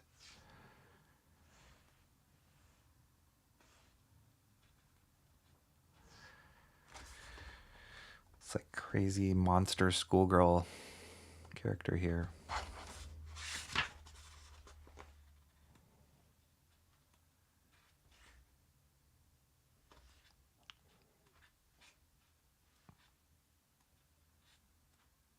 Fun stuff.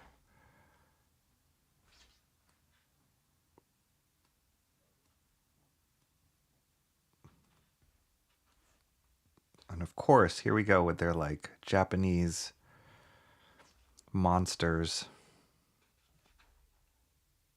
Ugh. Like, speaking of worms and slugs and stuff, like octopus legs, it's kind of in that category for me. Whenever I see them on videos or like in aquariums, it's like, whoa.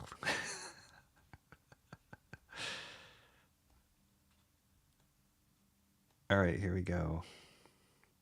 Oh, that's cool. Cool designs.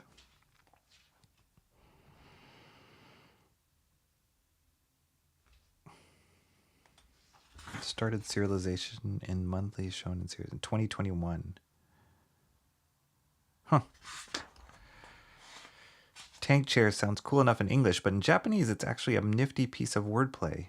Wheelchair is kuruma isu, literally wheelchair, but the kanji for wheel is also used to refer to vehicles in general, chariots, and so the Japanese word for tank is sensha, combat vehicle. Thus the title tank chair combines the words sensha and kuruma isu around a single shared character. Cool. Neat. Tank chair. There you go. What a great cover. This is like a double spreader here. All right. There we go.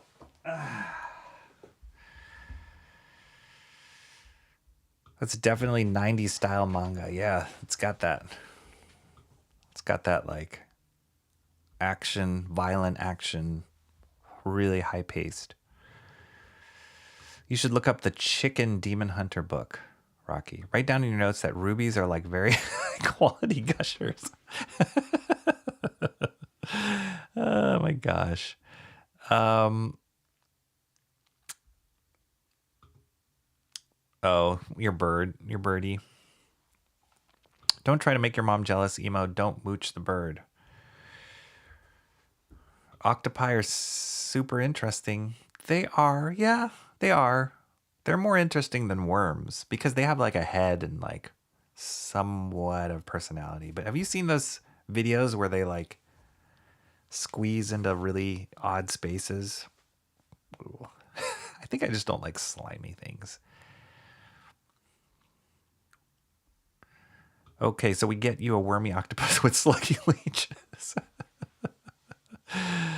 Oh my gosh. Verses and the Fighting Chicken book. All right, I'll look it up. Verses and the Fighting Chicken book. Is that the title?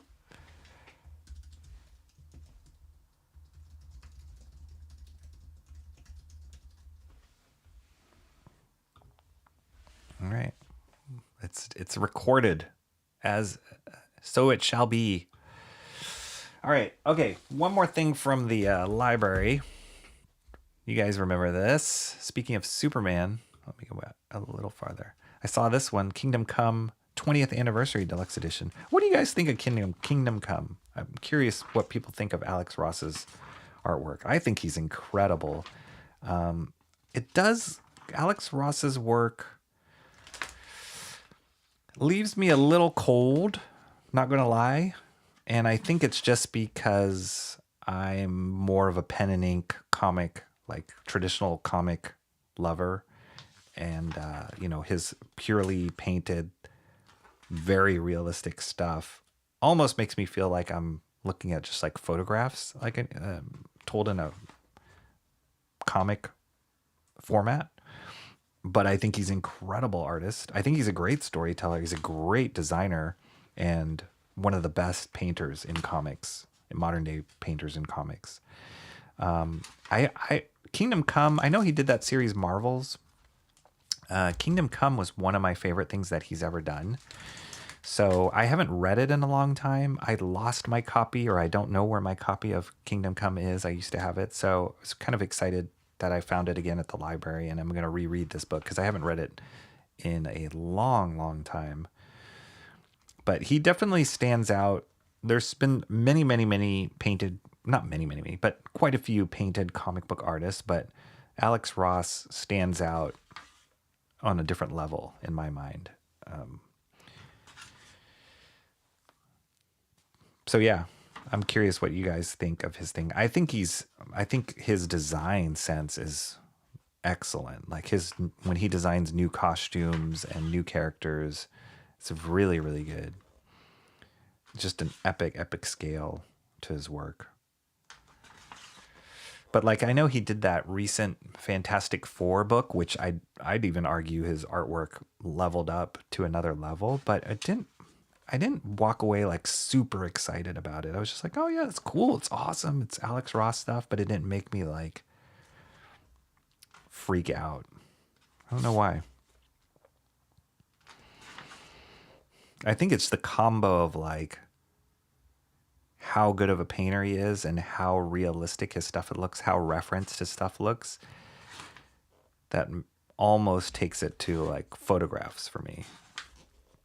And when I look at comic book art and the comic book art that I like, there's a stylization there. There's a 2D-ness of it that I like, an exaggeration, a cartooniness that I like. And even comic book artists that do pen and ink art that are super realistic, I like ones that lean more towards stylized, cartoony, with realism in there. It's great. It's beautiful. The sense of lighting is amazing. Just great angles that he picks. It's like you look at the page like this, right?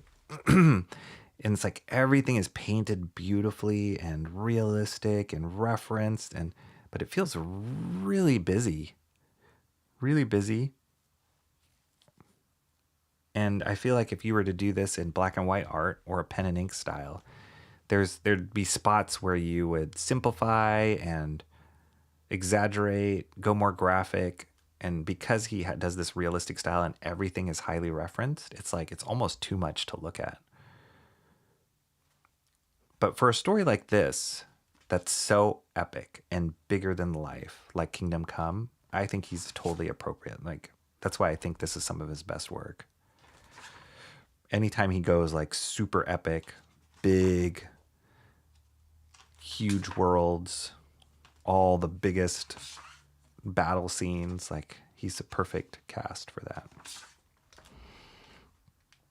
But then you think of like an artist like George Perez, which we've talked about a number of times, and he did Crisis on Infinite Earths.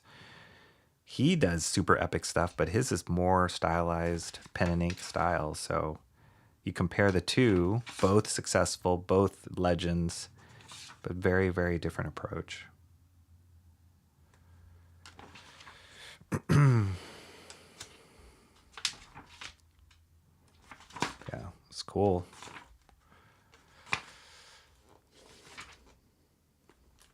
It's like I'd rather see Apocalypse drawn in the comic style than somebody in an Apocalypse costume.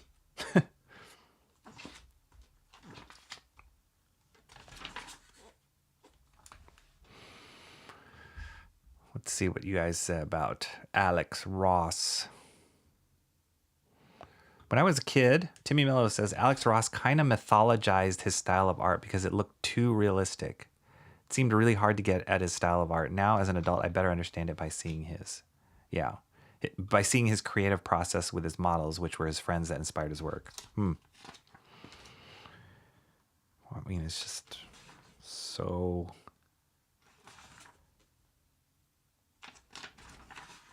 well executed.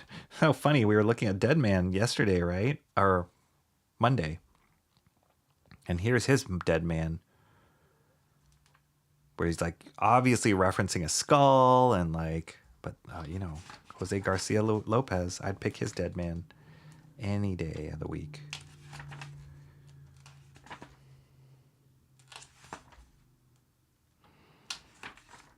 I love this, where Bruce Wayne, I think if I'm not mistaken, his spine was shattered, and so he needed to like build this contraption to help him move around.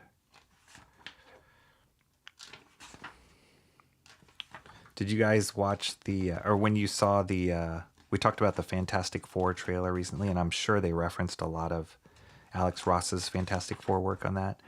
But I saw there was a poster that they released where people were like, is this referencing the photographer from, I think it was Marvel's, that book? Oh, I love this. This is great. What a great image. But it looked like they were referencing an Alex Ross drawing of one of the characters who was a photographer in Marvel's. And I'm pretty sure they did. See, this stuff's cool.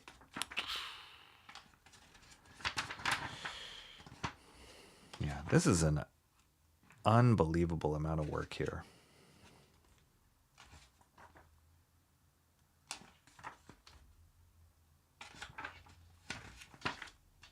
It's great.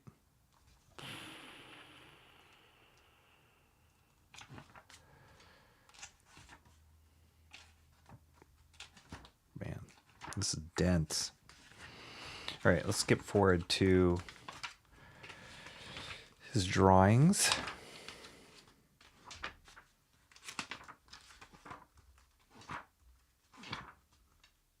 Amazing.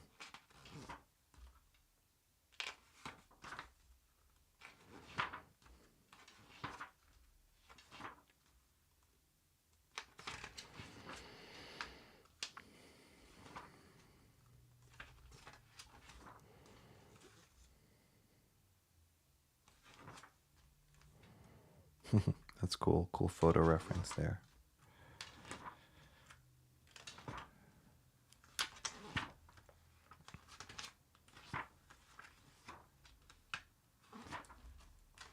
My gosh, this is dense. Even his sketches are like doo-dee-doo, but they're like so tight.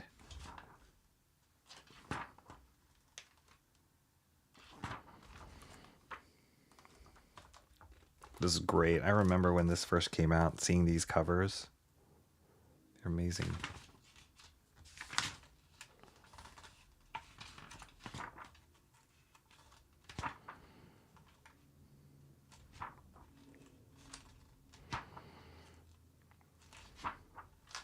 Yeah, this one's so epic.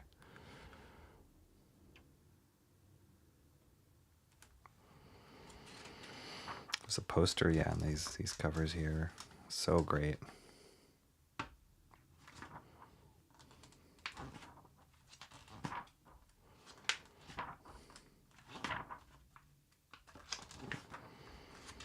Kind of crazy. Oh, okay. Here's her friend. Here's his friends that posed for him.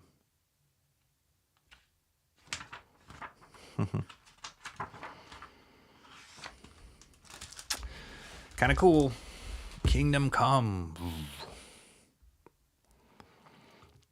Uh-oh, Emo's Trash's sugar dropped. Okay, we're going to wrap this up soon, but not before we get through this last unboxing. Current champion in the battle of troublesome pluralization is octopus, which, depending on which dictionary is consulted, may be written in 3 different ways: octopi, octopuses, and octopodes. What's up, Jay Ryan? Arden times Jay Ryan. It's actually a really good sculpt. How you doing? Merriam-Webster quality is crap now. Really gone downhill. Drive their focus on DI and rate. What does that have to do with octopuses, though? Cranberry Landers. Octopedes is the Greek origin of the other two. Unbelievable artwork. I think the writer didn't get the characters of Batman, Superman, and Wonder Woman. They definitely didn't get they definitely didn't get Batman. The writer, oh yeah, Mark Waid, right? Mark Waid is the writer. Okay, grand finale. Art and Times of J. Ryan, you made it for the grand finale. Surprise unboxing. Now, I know what this is because I just got all the notifications that this came. And one of my favorites, why I don't have a copy of this is beyond me. But I was reminded of this book again. I was reminded of this book. Wow, this is a weird way of packing this. On one stream that Shelby was a part of. Let me just make sure.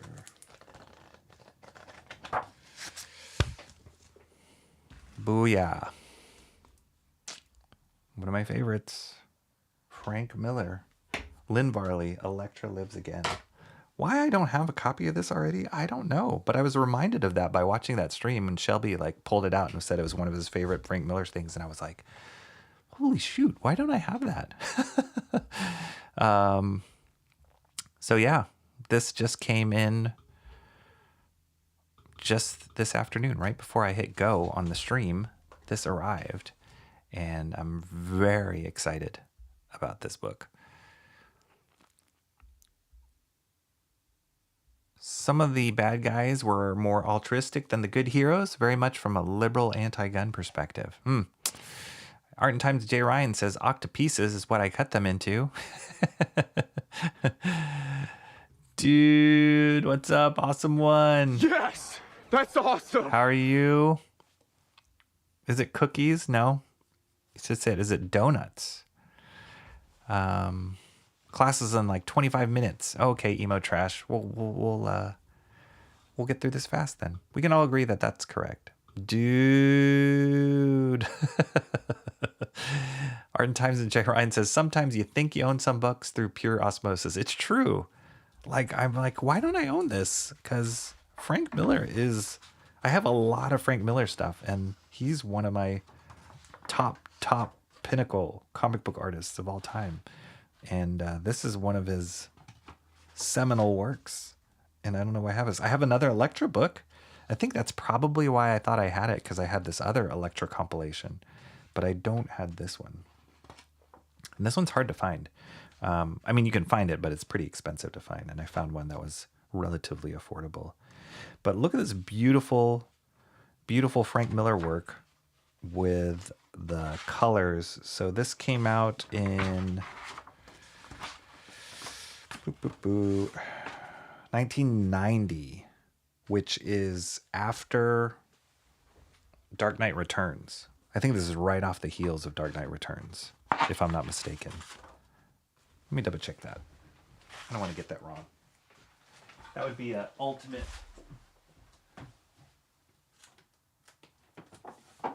faux pas if I got that wrong. Yep.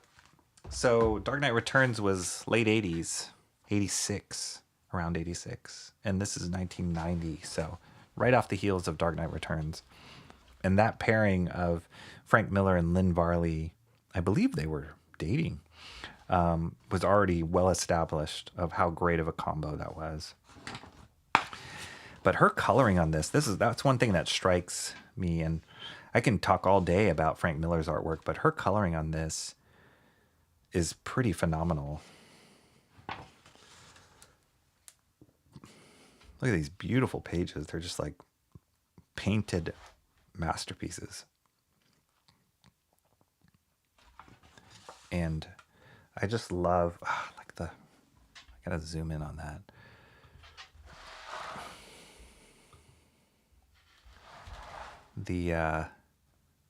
And I'm sorry it's so digitized because I'm zooming in so far in.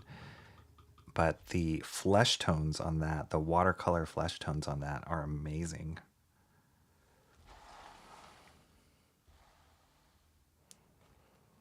It's so much, it's like it just feels really layered, and it's not just monochromatic, you know? This is how his stuff should have been colored on the Dark Knight Strikes Again. But she got into computer coloring. I don't know what was going on, but it should have been colored like this.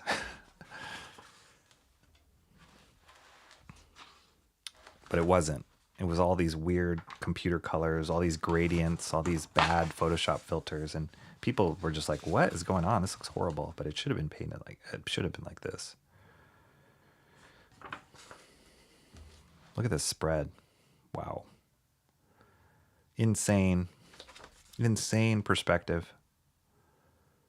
And the balls to do it in one shot like this is really cinematic.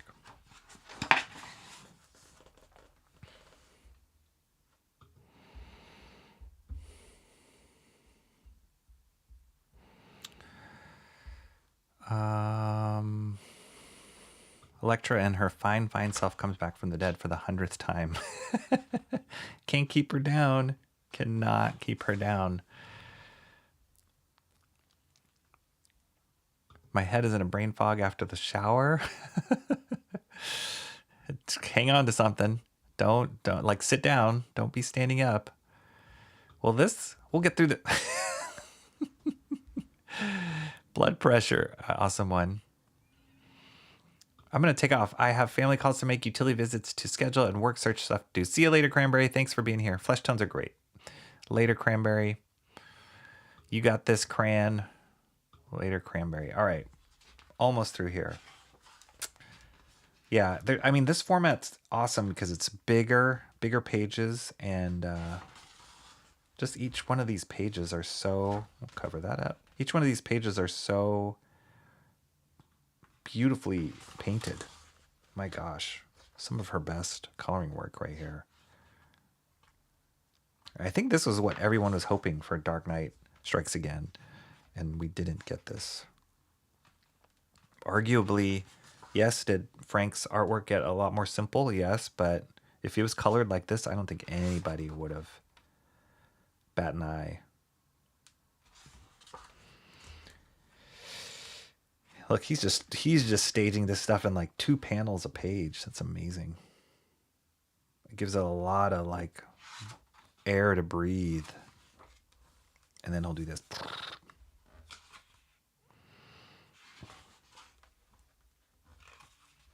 Masterful. Man, oh man. This is good. The paper quality of this too is awesome. It's like a thicker stock. Look at this. Look at the painterliness on these clouds. No computer coloring here. This is like straight up paints. Married with black and white pen and ink work. Man, oh man. Beautiful.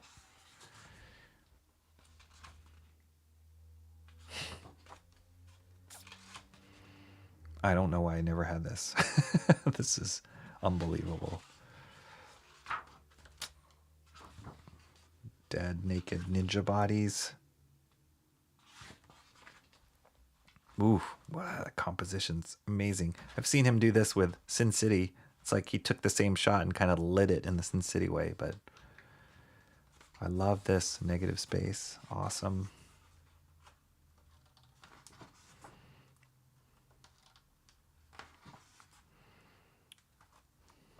Sorry, just flipping quickly through the naughty bits. This is so good.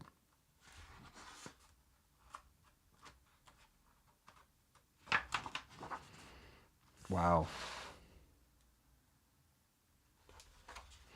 It's like you can feel the like rust and leaking cathedral ceilings.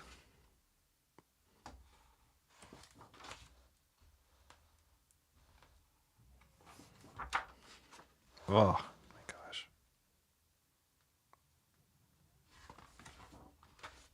Whoop. Beautiful. Beautiful. Wow, the colors in this are killer. This is the best Lynn Varley colors.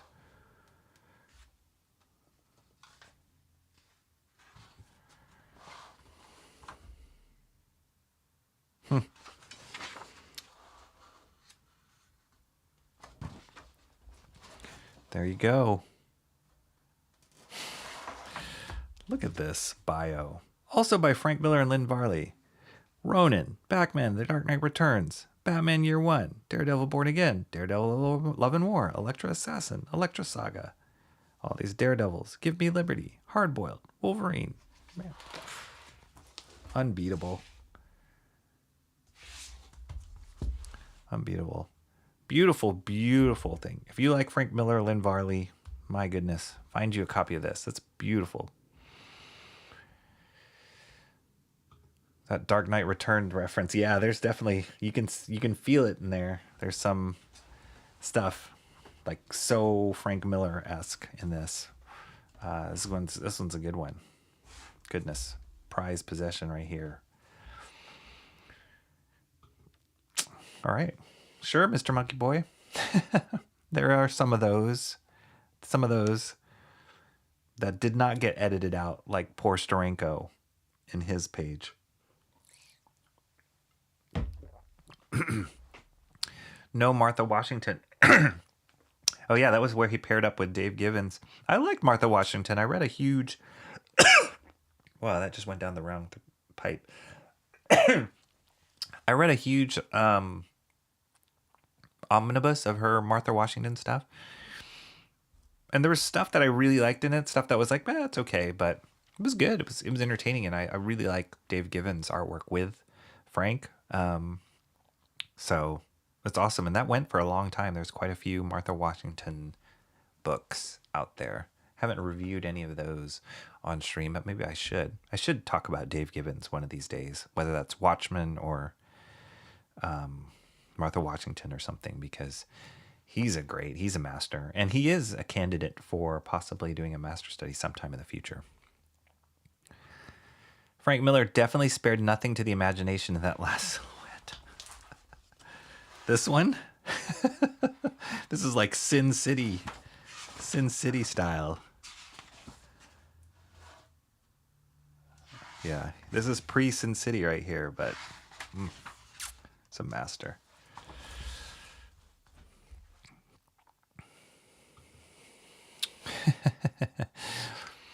All right, there we go. There's Wednesday. My Wednesday comics for today. Got them some good stuff.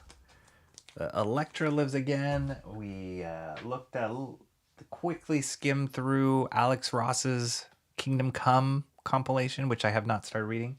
We discovered Tank Chair, the manga Tank Chair, which is fun. It's a fun read. That's what I'm reading right now. And then the books we picked. Yeah, Tank Chair. And then the books we picked up today were Redcoat issue 10, Absolute Superman number 4. Redcoat issue 9, Rocketfellers issue 3, and Absolute Superman number 4, and then the Bitterroot Ashcan.